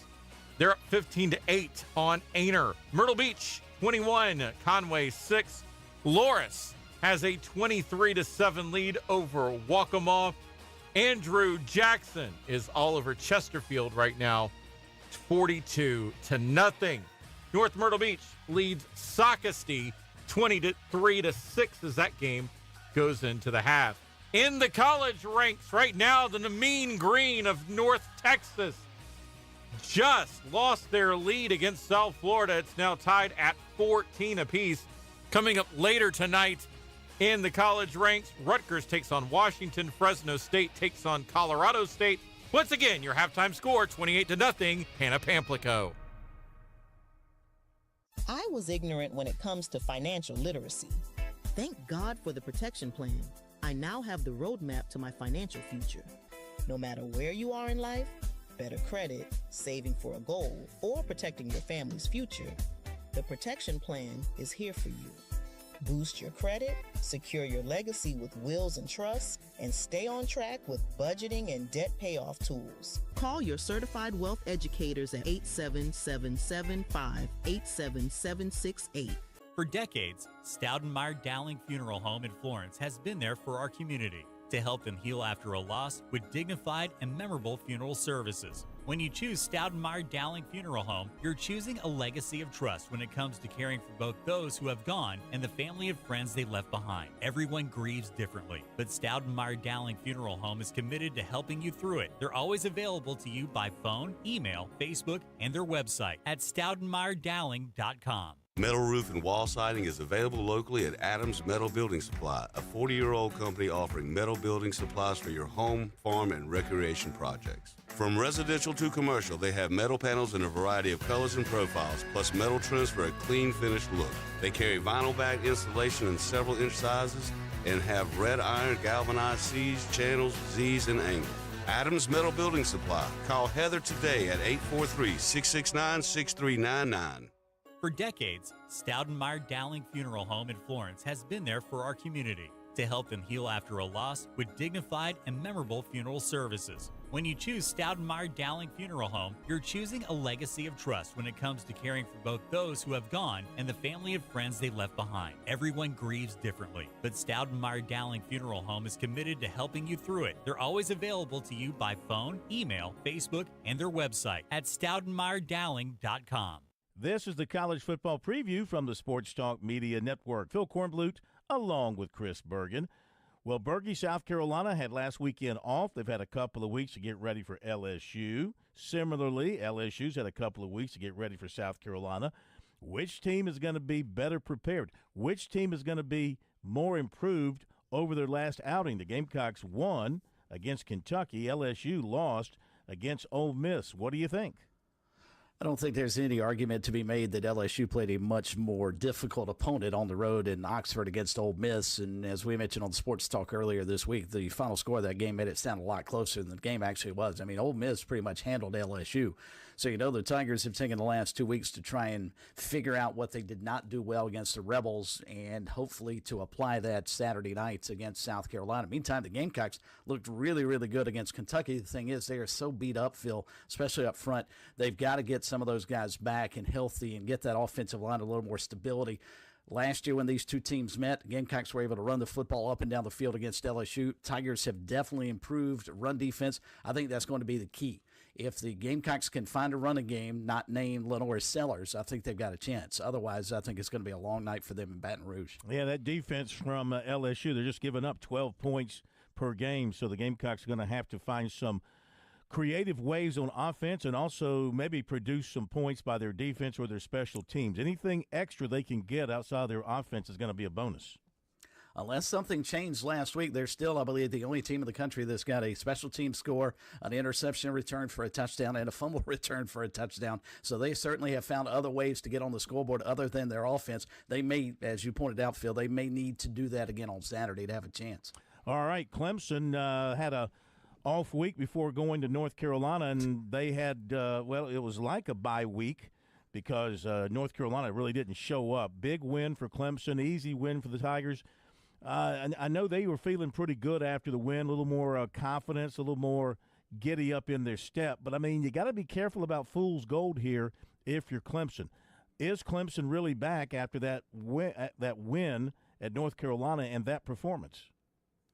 I thought you were actually mentioning that Clemson had an off week this past week, even though they played a game, because North Carolina was just pitiful. I've not seen a team that's supposed to be on the same level as the Tigers play as poorly as North Carolina did, and things have started to unravel in Chapel Hill for sure. But you're right, Phil. I mean, how much do you take away from that ball game? Clemson just needed a win and to feel good about themselves. Now they can start focusing on the middle portion of the back half of their schedule, and here comes Boston College. And if you sort of rank the ACC teams, North Carolina is clearly the worst team in the league. Stanford's probably just a touch better, and then Boston College may be just a touch better than them.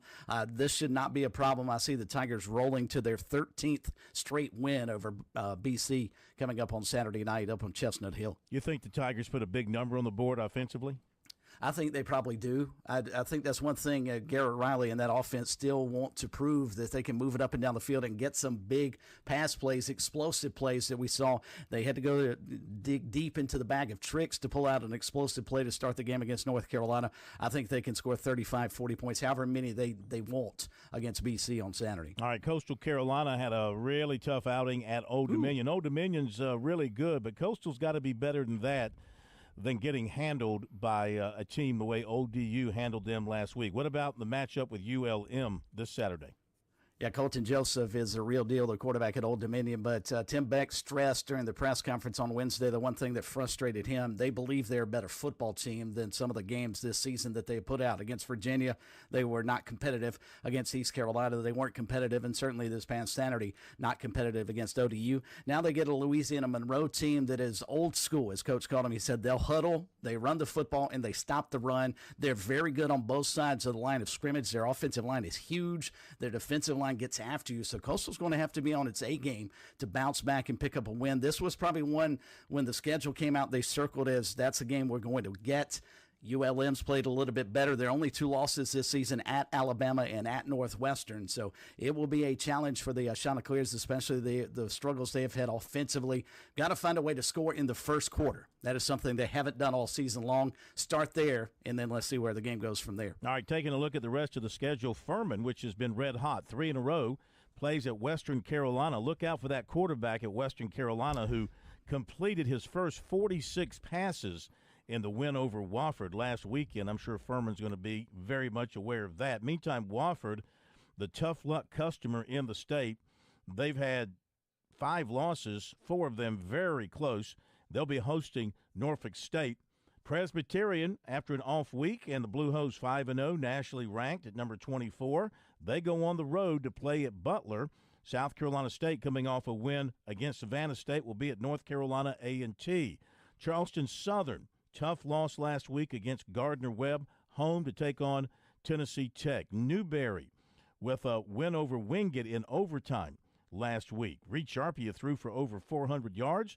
Newberry goes on the road to play at Tusculum. The Wolves have won 2 in a row. The Citadel, off last week, will be home to take on Valdosta State. Erskine, looking for that first win, will be at home at Dixie High to face North Greenville.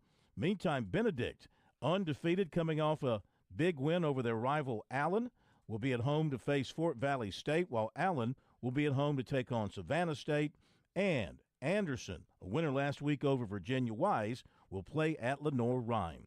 That'll do it for the college football preview. For Chris Bergen, this is Phil Kornblut on the Sports Talk Media Network. Coming up after the game, it's the South Carolina High School Scoreboard Show on 96.3 ESPN Radio. Welcome back to the high school football game of the week here in week 7 of the South Carolina high school football season of 2025 here at Hannah Pamplico High School, where the Red Raiders are looking to get their second win of the season after an impressive first half performance here against Green Sea Floyd's Trojans, where they have had a struggling season so far, and that has continued through the first half as well. So, Chuck, what are your impressions on that first half? What were you impressed by from Hannah Pamplico and how they were able to improve from what we have heard about them earlier in this season? I mean, their quarterback, Backus, is definitely showing out a little bit today. Some with his arm, mostly with his legs and his decision-making with the ball. That would be the one, that aspect that we didn't get to see. The running back that I expected to see more was Xavier. Yeah, I thought we would see a little bit more of him. We haven't. Green Sea Floyd, though, to say that the score is 28-0, if you're not here watching it, you're not seeing exactly how these little plays that they're not making are making them not have any touchdowns, any scores, any momentum. But truthfully, like we talked, I know it sounds like they're not in the game, and they technically won't be now, more than likely, because they're down 28 points. It's hard to score in any league, especially 4 touchdowns. It's just hard to do that. And to keep Hannah Pamplico off the board for at least another touchdown or 2, it's going to be really tough for them to do. But with that said, you would think that they were just getting dominated, and it's not quite that way, especially offensively. They're moving the ball. They're just having big penalties and mistakes. The devil is truly in the details, especially when you talk about high school football or football at any level. It takes a combination of all 11 players on the field being on the same page at the same time, and then you're executing against the other 11 players as well, who Coach Woodbury has had them ready to play here at senior night tonight. I've been very impressed with a lot of the Red Raider defense and how they've been able to fly to the football. I've been impressed, though, with the Trojan quarterback, Jack Shelley. He has been one of their lone standouts. He's gotten to a decent amount of their playmakers, has made pretty good decisions with the football. They haven't turned the football over yet. They've gotten close on a couple of fumbles that were on the ground, some errant throws that, 50-50 balls, maybe with more of like a 70-30 defense ball, but your guy makes a good play to get the ball to the ground. But I've been overall impressed with Jack Shelley. He's a young quarterback, I think, still working his way into this system. Not, a ton of elite playmakers around him, but I've been impressed with seeing how he's been able to play. Yeah, I've been impressed with him as well as the guy that we talked about it also, Judah Lee. He's the one who's showing effort out there, making sure he makes tackles, making sure he's doing offensive plays. I mean, he was the one that had that highlight run a minute ago for them. He's definitely one of their better players as well as Jack Shelley. We talked about that. You really need to get them involved to have any kind to have chances, because those, we could see the difference in those versus some of the athletes on their team. I mean, we're watching it live, James. I'm not going to pretend like I can't see the difference. Right. I can see the difference. Those are their best 2 players. You need to use them as much as possible. And, yes, they're going to hone in on that some, and that will set up somebody else who maybe not quite as talented to be open. and they can get that ball to them. And that would give them a little momentum towards next week if they aren't able to have a dominant second half that they would have to have if you're Green Sea Floyd. Obviously, down 28-0, not ideal, but with the way the Trojans' offense has been set up throughout this game, they are not afraid to throw this football. They are not afraid to try to push it down the field, and it seems like their quarterback is definitely more than willing to go out there and make some plays himself. So it'll be interesting to see how they try to fight back here in this second half of play. As we look through the rest of their season, the Hannah-Pamplico will have a bye week, and then their final game of the season will be at Latta. And then the Trojans will be back home for their final game of the season against Johnsonville next week.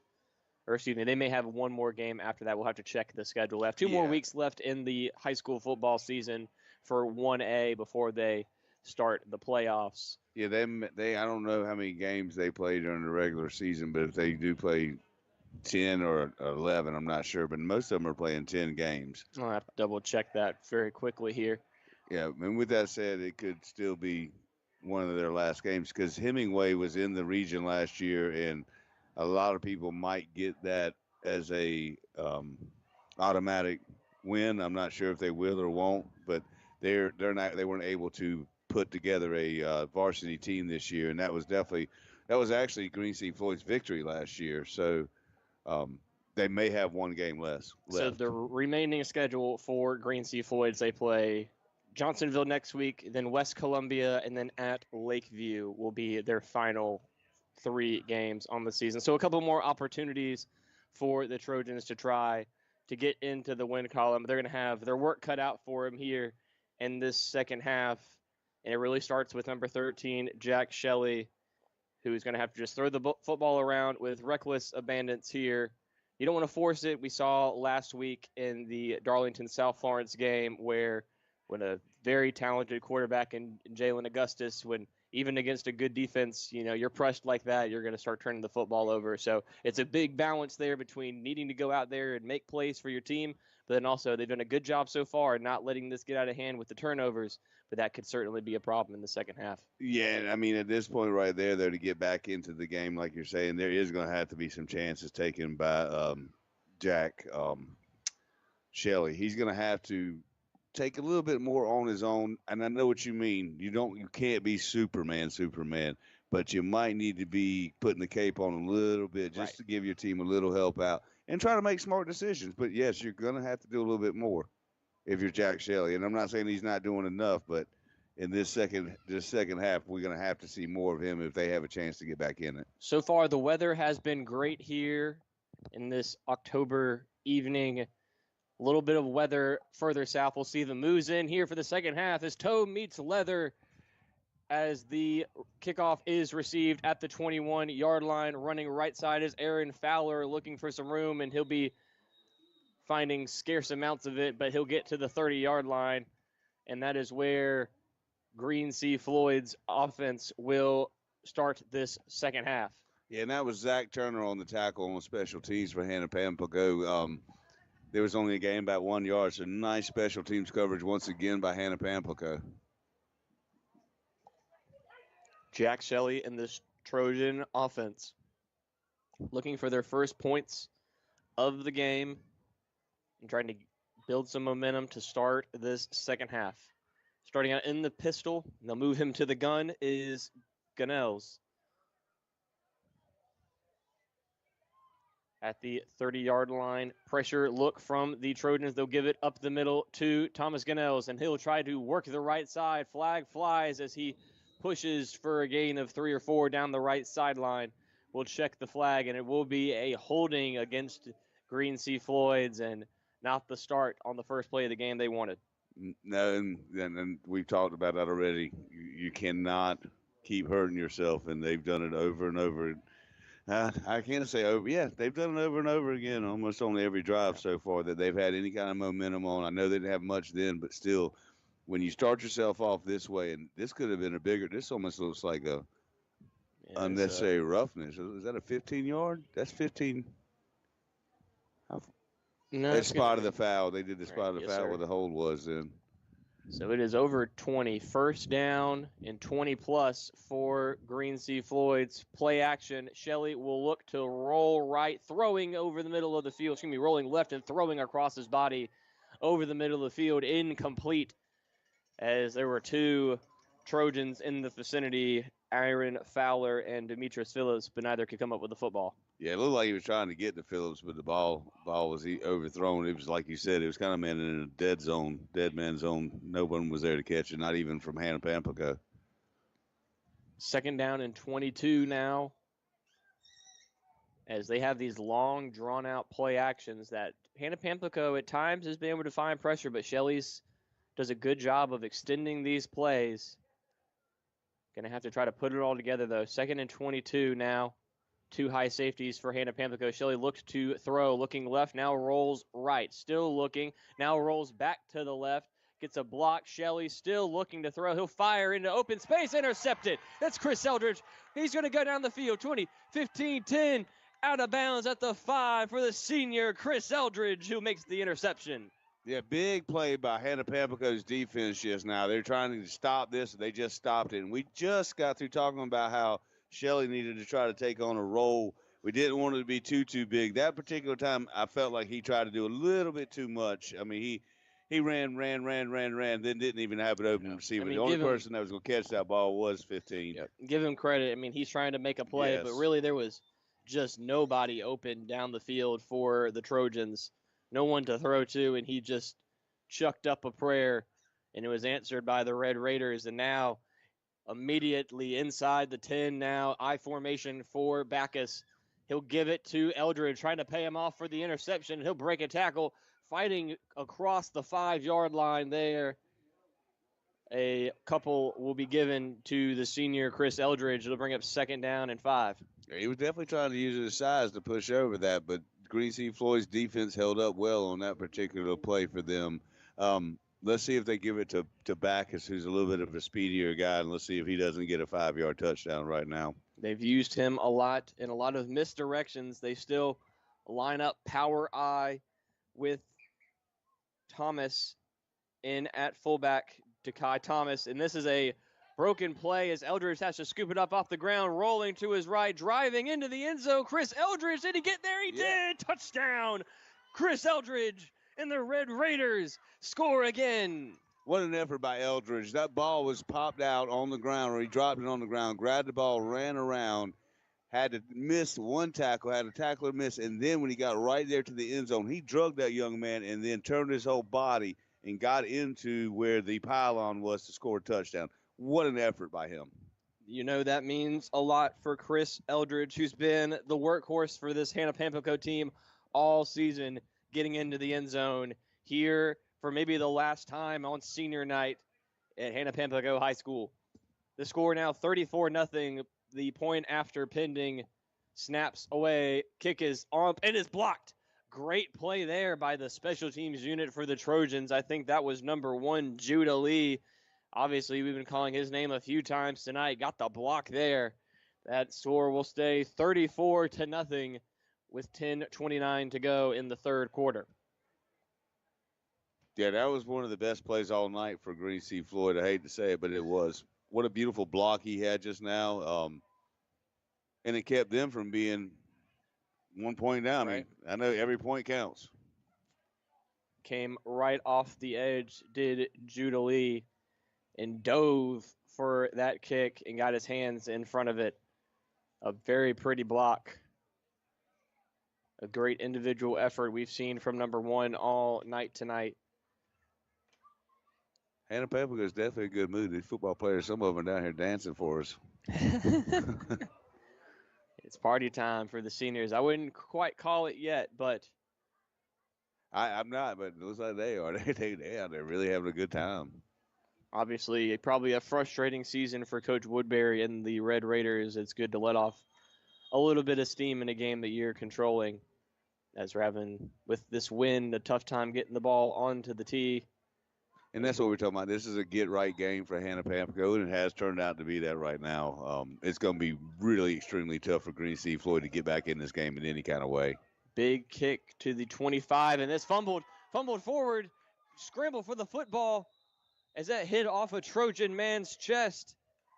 Trying to field that kickoff. Who comes up with the football? If they recovered it that. will be Trojan football. Wow. As they were able to dive back on top of it. That was, I believe that was Ganells who tried to field that a running start, but just couldn't hold on to the football, but a lucky break there. And as you said, they haven't had any fumbles or any turnovers, but they've fumbled the ball, but they haven't had any turnovers. No, they had to pick that last drive.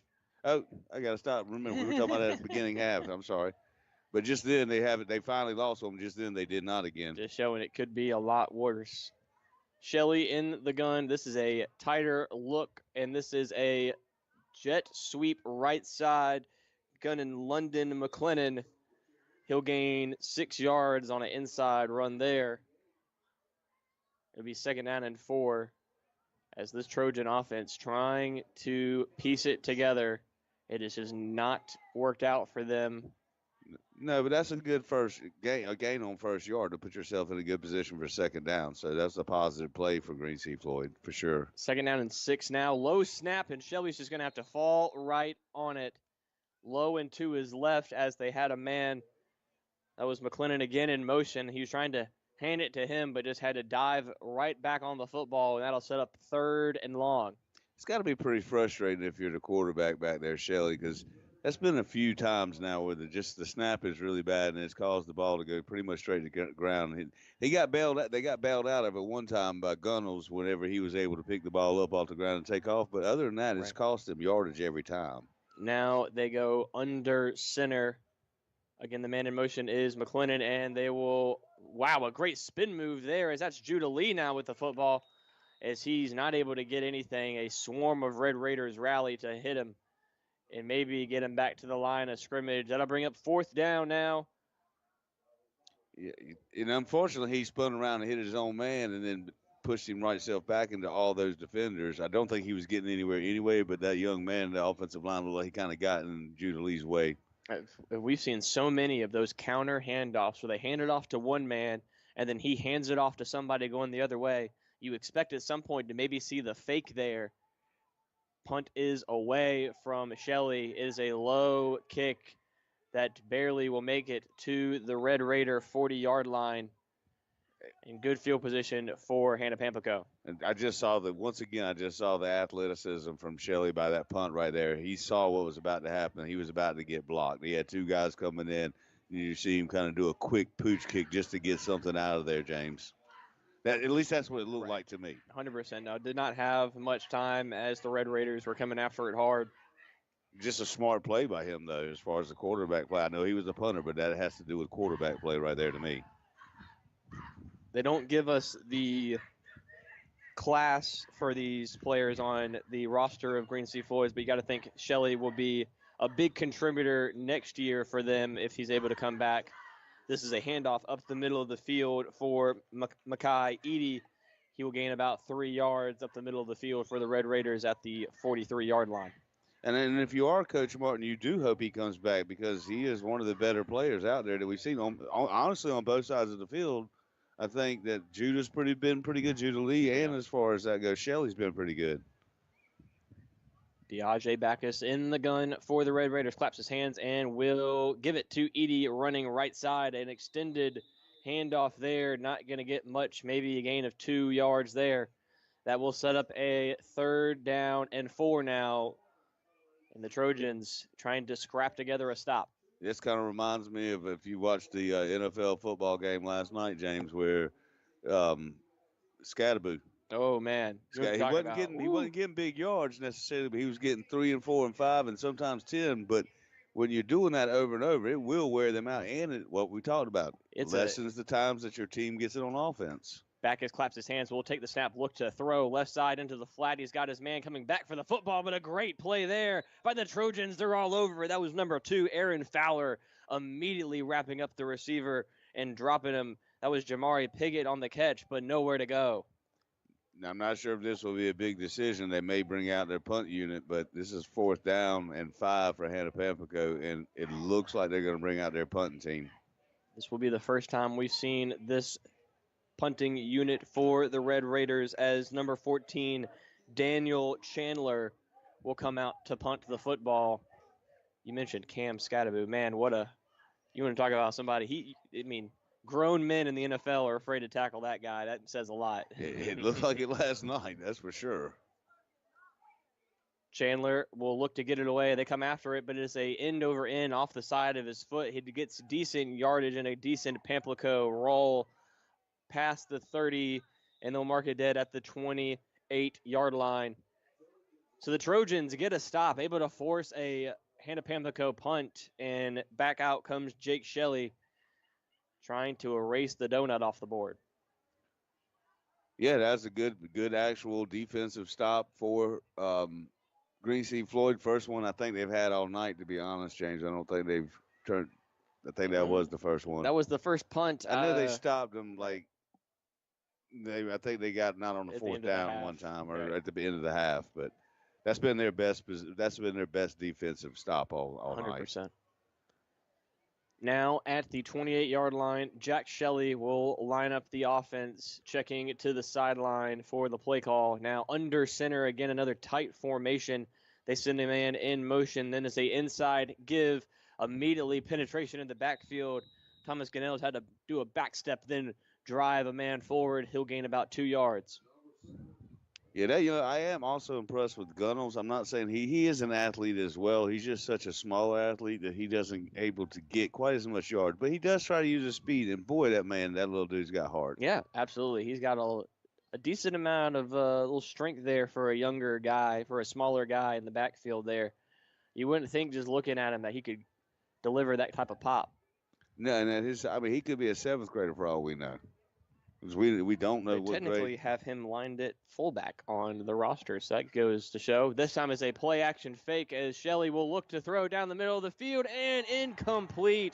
He had his man by a step, Judah Lee, but a great play by the defensive back, Jamari Pickett, to knock the ball away. Yeah, nice defense by the secondary, number 18, like you said. That he got beautiful timing, came in, swatted the ball down, just like a defensive back should. And I don't know if you caught it there, Chuck. The play fake there, Shelley kind of ran into Gunnels, and that may have thrown off that pass just a little bit. That ball, if that's a little hair out more in front of the receiver, he could still be running. But a great play by the defender brings up 3rd down and 8 for the Trojans. 5 wide look.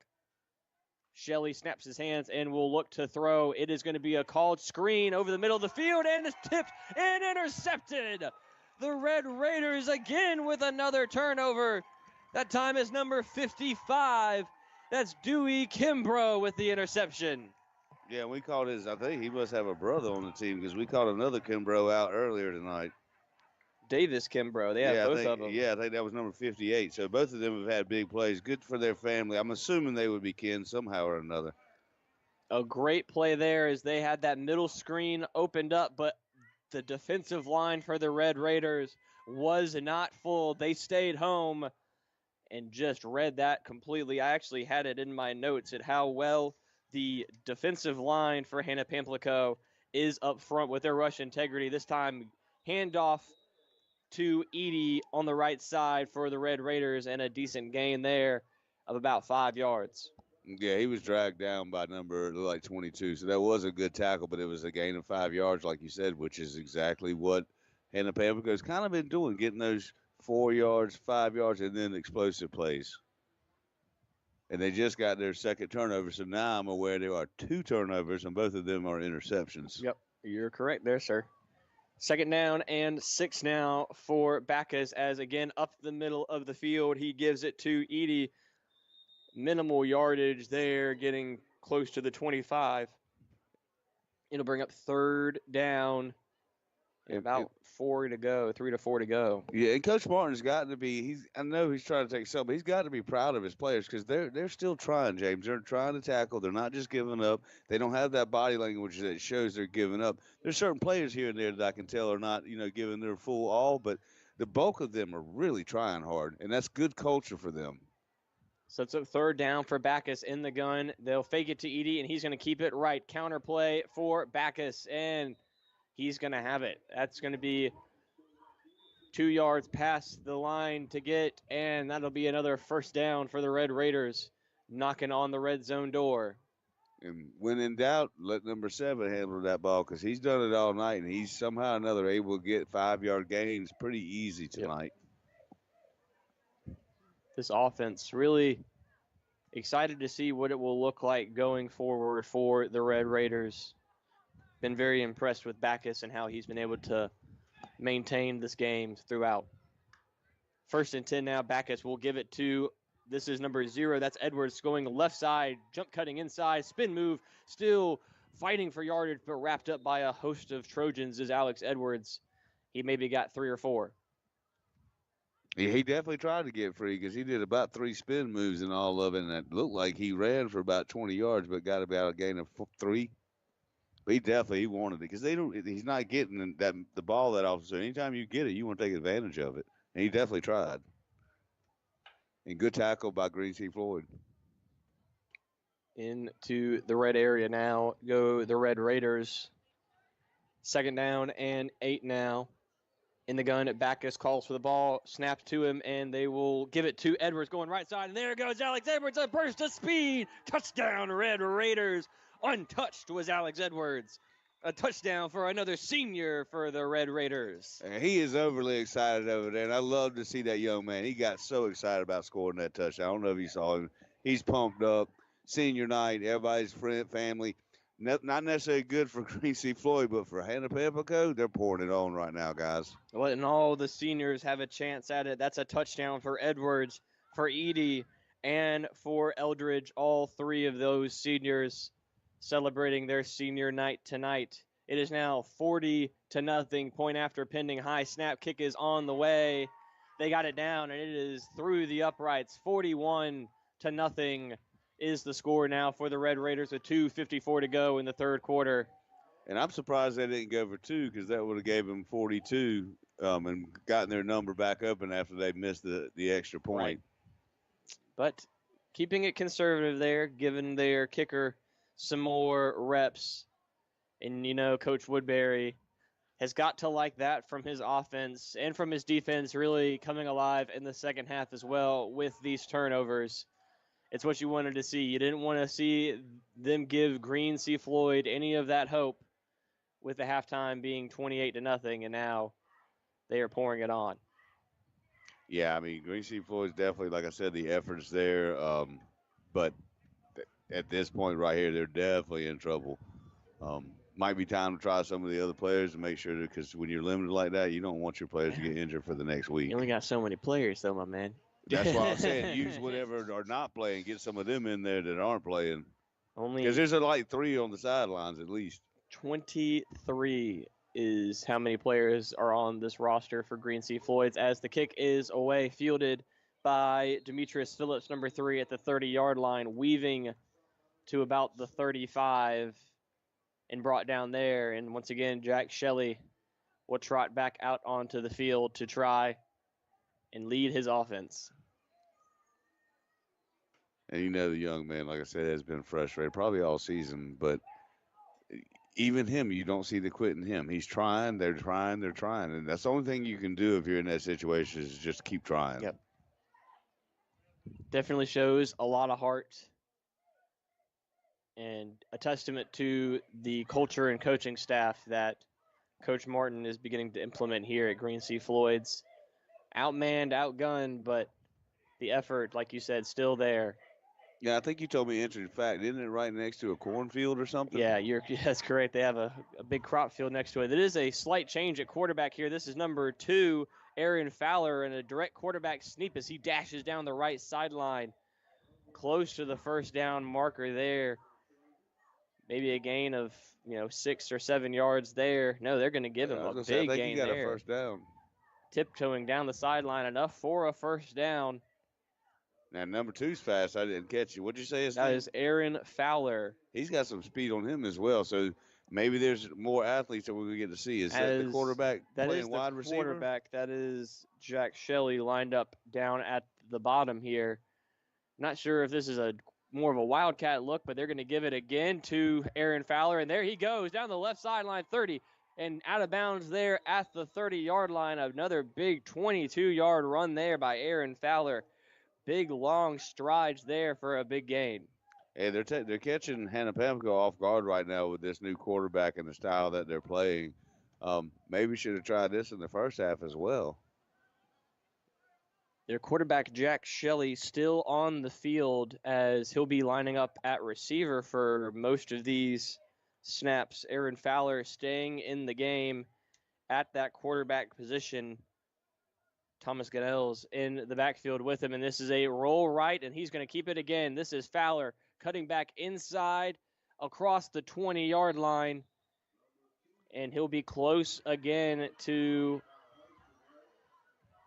that first down yardage. They give him a gain of 8 there. Effective running for the Trojans. And I kind of see what they're doing. They're actually using the quarterback to spread the field out. He's taking his body, he's taking himself all the way to one side, and then they're keeping everything else on the other side. And then they're actually running towards where the quarterback is both times, but it's a more wide open field for him to run through. And after that promising set of plays there, Green Sea Floyds will call a timeout here.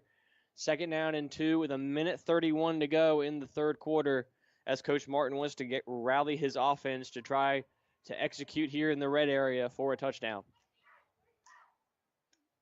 As they are at the 19-yard line. They'll mark it 2nd down and 2. But a change of plans. Aaron Fowler able to find some edges and find some creases against this Red Raider defense. Yeah, he doesn't look like he's a throwing quarterback right now because he's ran all 3. I wouldn't doubt that he can, but right now what we've seen is him being used strictly as a runner, and it's working. Again, they come out of the timeout in that same package. Aaron Fowler in at quarterback, Jack Shelley in at wide receiver to the right side. They have 2 tailbacks on either side of the formation, sending London McClennan in motion. They'll fake it to him, and now he's going to look to throw. Aaron Fowler, look out. He's sacked. And that might be why he doesn't throw. As he tried to get it out, but was drilled to the ground by guess who? The senior, Chris Eldridge again. Yeah, number 15's having a heck of a ball game and just then got himself a sack. That young man got planted, number 2 did. The back, I guess you call him the backup quarterback at this point. That, unfortunately, is one of those things we talked about, those mistakes. Somebody missed a block just then, and you saw the result of it. It put them back an extra 7 yards. Now they got 3rd and 9. Still in the same package with Fowler in the gun. Shelley down to the left. They send Judah Lee in motion to the left, and they're going to follow him. There goes Fowler running left side across the 20-yard line. He'll be there right at that first down marker. We'll see where they spot him at there.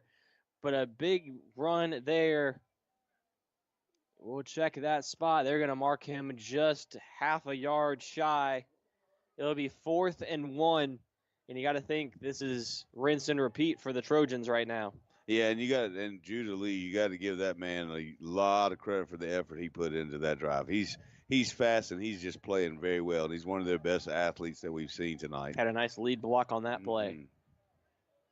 4th down now. Fowler still in the gun. They send number 6, London McClennan, in motion right. They'll follow him right. But this time the Red Raiders are penetrating, and they stop him. Nowhere to go for Aaron Fowler on 4th down. And a huge stand by the Red Raider defense. Yeah, that's beautiful defense. They penetrated into the middle.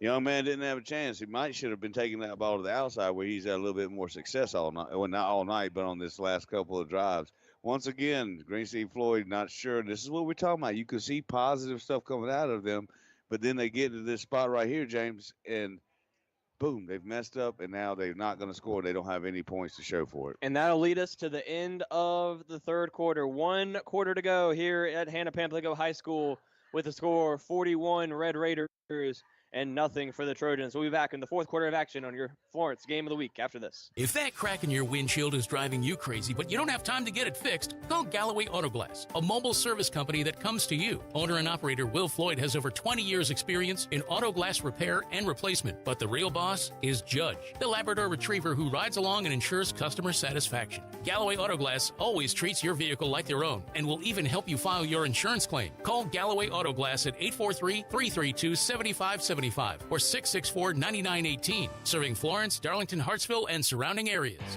Now back to the high school football game of the week on 96.3 ESPN Radio. Welcome back to the high school football game of the week from Hannah-Pamplico High School as the Red Raiders firmly in control of this one here on senior night against the Green Seed Floyd Trojans. The score 41-0. And the Red Raiders now sending in some of the backups as number 4, Andrew Goins, enters the game in at quarterback as they start this drive at the 20-yard line. Give up the middle to Edie. Break a tackle. There goes Edie across the 30-yard line. Yeah, that's a Edie. Good run by Edie. He had two. Actually, he drug 2 tacklers about an extra 5 yards after the initial contact. Second down and looks like about 1.5 foot. And I'm glad to see Goins in there so we can take a look at him. He could be the future of next year, along with Backus. Yes, sir. Backus is a junior this year. Goins will take the snap and give it to Edie, and great penetration there by the Trojan defense. That was Traquan Patterson, the first man to meet him in the backfield for a loss. It'll be 3rd down and 2 now for the Red Raiders. Yeah, and that was a nice tackle by Green Sea Floyd. 3rd down. If they can stop him here, we know Woodbury's going to punt from here. I don't think he'll go for it, and that'll be a big stop for them, their second big stop.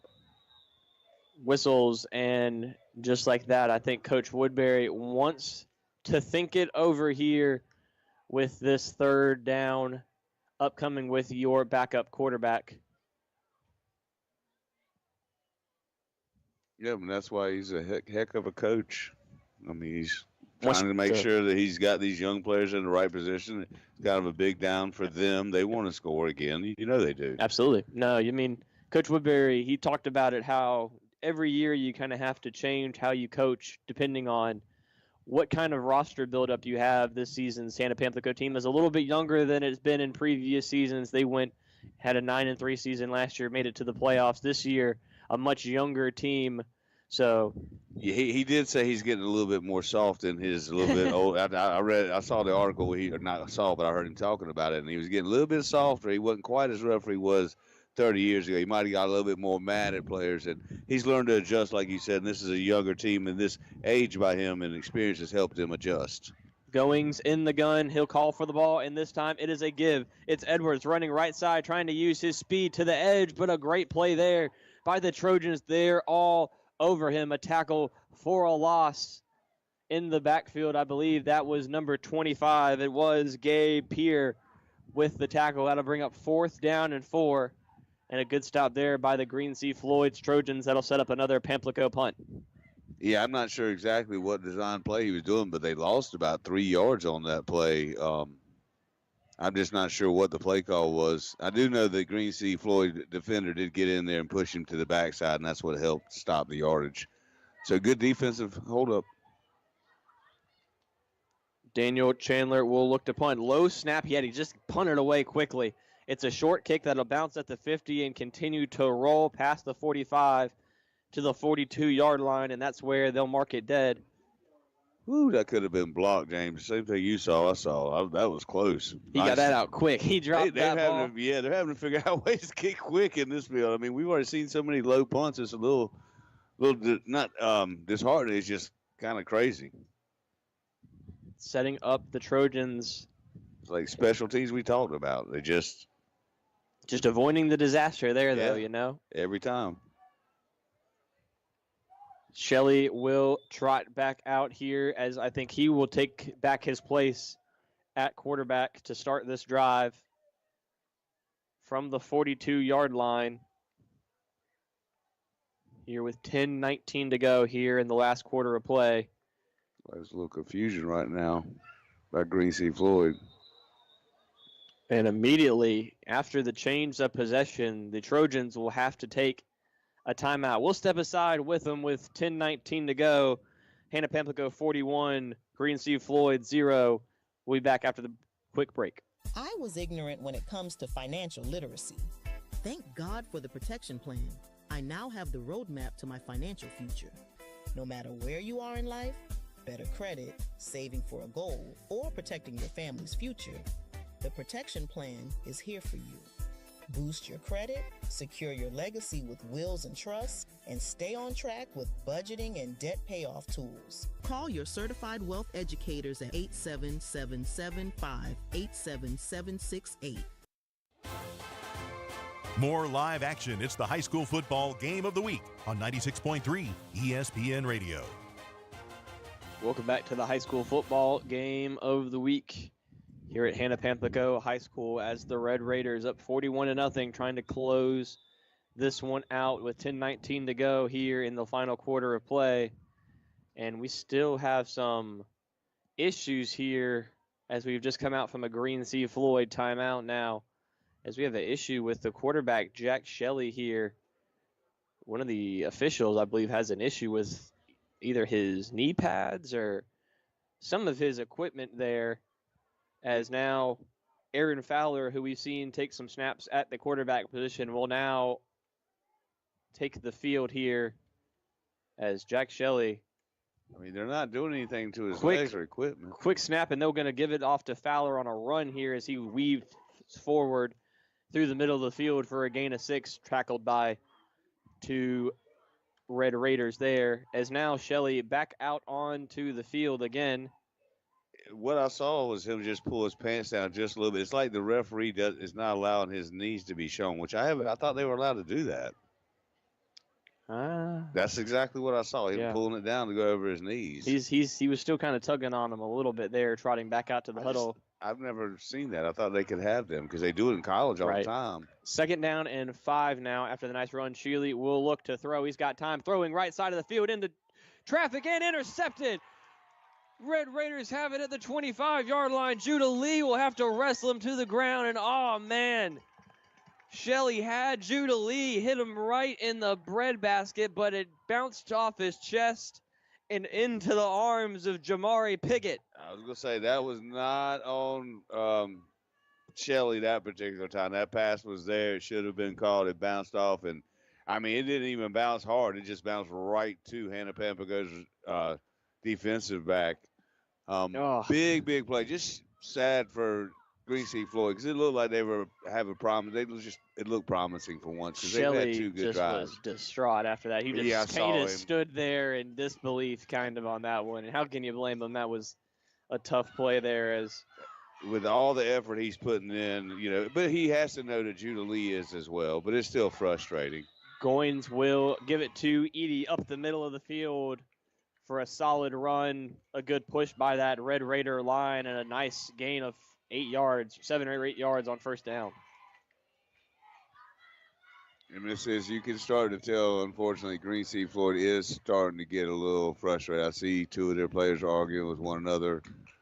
This is not what you want to see of your Coach Martin. You want that culture built up. You don't need them arguing at this point in the game. How can you blame not being frustrated, though, my friend? Not at all, but you can't argue to each other.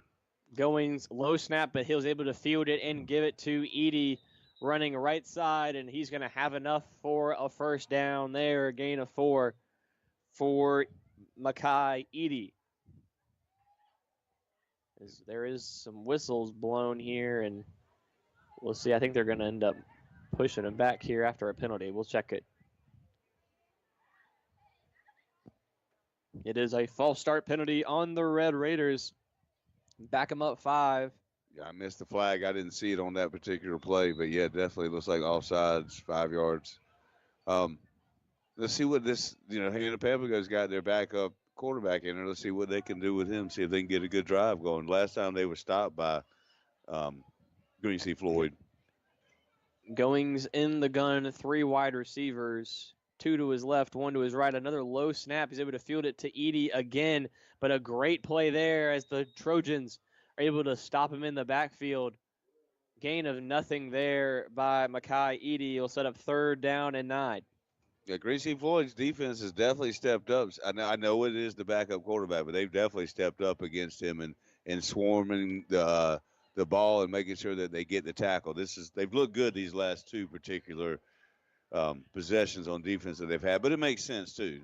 Brand new quarterback. Yeah. Something to notice too. The Goings is having a tough time fielding these snaps super cleanly. Luckily enough, he's able to just kind of push it into his tailback's chest, but Hasn't been the cleanest snaps. This time a lower snap. He's got a field, and he'll throw over the middle of the field on a quick screen, incomplete, intended for Makai Edie. But the Trojans were all over that one as well, and that'll set up a 4th down and 9. And it's like you said, that was an extremely slow hike back to him. It just was a little bit off, and he threw the timing off just enough for the defender from Green Sea Floyd to get his hand up in the way. It actually landed right behind one of the offensive linemen for Hannah Pamplico as he was trying to get down there to make a block for that screen. A little bit of chatter there on that Hannah Pamplico sideline. All good, though. It'll be 4th down and 9 as Judah Lee stands at the Red Raider 47-yard line to field this punt. As Coach Woodbury having a quick discussion there with the head umpire. Back to play now with 7:38 to go here in the game. This time, Chandler will field the punt. A nice, clean, end-over-end punt as it'll bounce past Judah Lee, and it'll go to the 28-yard line. Out of bounds there. A nice punt there by Daniel Chandler to flip the field. Yeah, that's one of the big special teams play that we've seen all night, and one of the better ones. He gained a good yardage off of that particular punt and has, like you said, changed the field position for Hannah Pamplico. Good execution, though. A good snap. It wasn't dilly-dallying around there. Had no chance for the defense to go back there to block it. So well executed there by the Red Raiders. And I'm sure the coach has got to be happy because, like we talked about, he's got a lot of backups in there right now. Back out comes Jack Shelley. After just a demoralizing interception on that last drive, hitting his man, but still having the ball intercepted now. Man in motion, he'll give it on a little discombobulated sweep there going left side to Demetrius Phillips, and he'll maybe get back to the line of scrimmage there, no gain. Yeah, good tackling by Hannah Pamplico's defense. It looks like one of the players are unfortunately hurt for Green Sea Floyd right now. And one player does have his helmet off, slow to get up there.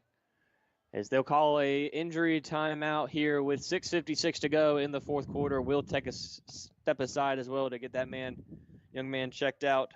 Prayers for him. We'll be back with the fourth quarter action of the high school game of the week here on 96.3 ESPN Radio.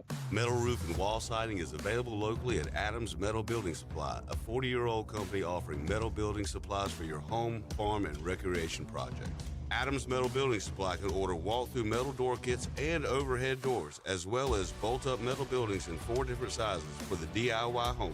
Adams Metal Building Supply, where quality meets durability. Call Heather today at 843-669-6399 or toll free at 1-888-766-0043. We now return to the high school football game of the week on 96.3 ESPN Radio. Good to see that young man get off the field there for the Green Sea Floyd Trojans. I believe that was number 56, Daniel Autry, who was the man shaken up there. Brings up 2nd down and 10 now, 6:50 to go here in the last quarter of action as Shelley will give it on a sweep going right side, trying to find some running room, still trying to weave his way, but the Red Raiders put an end to that. That was Lyndon McClendon trying to find some running room. He maybe got 4 to 5 yards. That'll set up 3rd down and 5 now. It's definitely 3rd and manageable for them because he's got enough arm to get to somebody, but I am surprised they didn't use his arm just then, to be honest, just because they didn't get much on 1st down. And Shelley seems to be a phenomenal player. And like you said, maybe he's down a little bit, but I haven't seen him give up. I did see him get distraught, but when he's out there, once you're out there, and you forget about what just happened, and you're trying to make the next play. Yes, exactly. You got to have a short-term memory if you're a quarterback.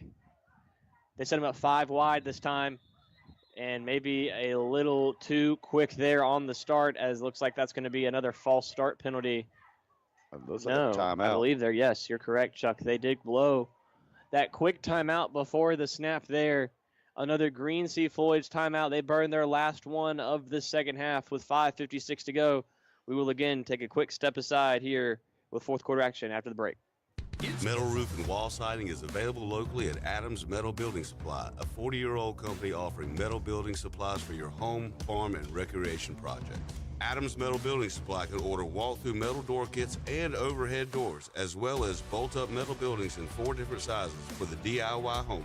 Adams Metal Building Supply, where quality meets durability. Call Heather today at 843-669-6399 or toll free at 1-888-766-0043. Coming up after the game, it's the South Carolina High School Scoreboard Show on 96.3 ESPN Radio. Welcome back. Now it is fourth quarter action. Green Sea Floyd trying to find their way here on 3rd and 5. A sweep to the left-hand side. Trying to cut back now, trying to find some running room, but man, is he belted in the backfield. That was number 2, Aaron Fowler, trying to find his way. But a host of Red Raider defenders led by number 10, Ty Henna Thomas, with a big tackle there.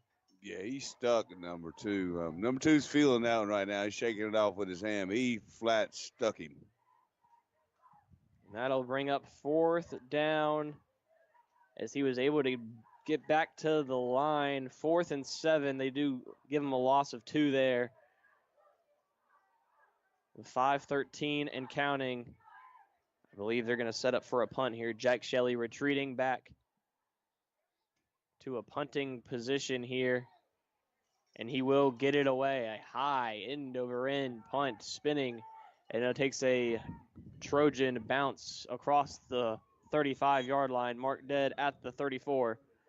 And that is where the Red Raiders will pick up this next drive as they try to close this one out. Yeah, that was the nicest punt we've seen all night as far as height and everything. Like I said, this dude does seem to be an athlete for sure because he's done some amazing – I won't say amazing. He's done some really, really positive things for his team. His throws have been there. There's been some times where his receivers have let him down. He definitely has played good enough games that where he should have at least a touchdown or 2 passing tonight. Right. For sure.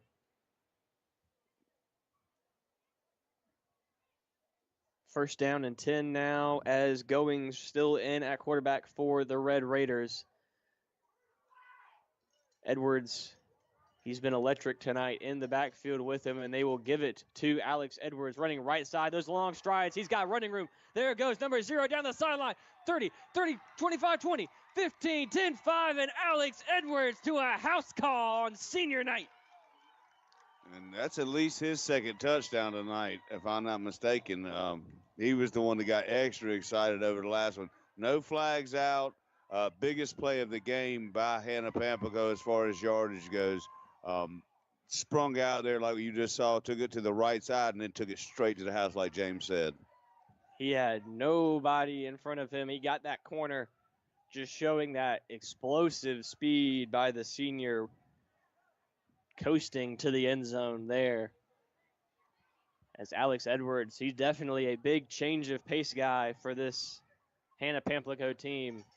Yeah, they're actually now they're on a running clock now as well, James. Snaps down, kick is on the way. I've been impressed by the kicker all night with those extra points. And except for the one that hit low and he got blocked, he's just had some solid looking kicks, just like you would see at for example, the South Florence kicker that we see all the time. I think his name is Joyner. Coy Joyner. Yeah. Just really solid. Good to see in this smaller league, and excited for Hannah Pamplico. They've once again, second year in a row, blown out Green Sea Floyd. Last year they beat them 49-0. 42-7. So. Oh, I thought it was 49-0. It was 42-7. Okay. Give him the one touchdown. No, I thought it was 49. I'm sorry. Well, right now it is 48-0 with 3 minutes and counting here in this fourth quarter.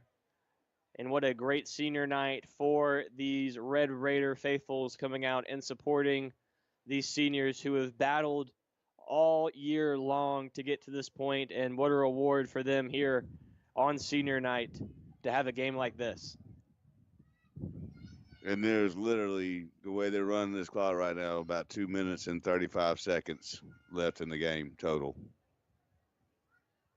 Out comes the special teams unit, and away it goes. Going left side is the kick, retrieved at the 30-yard line.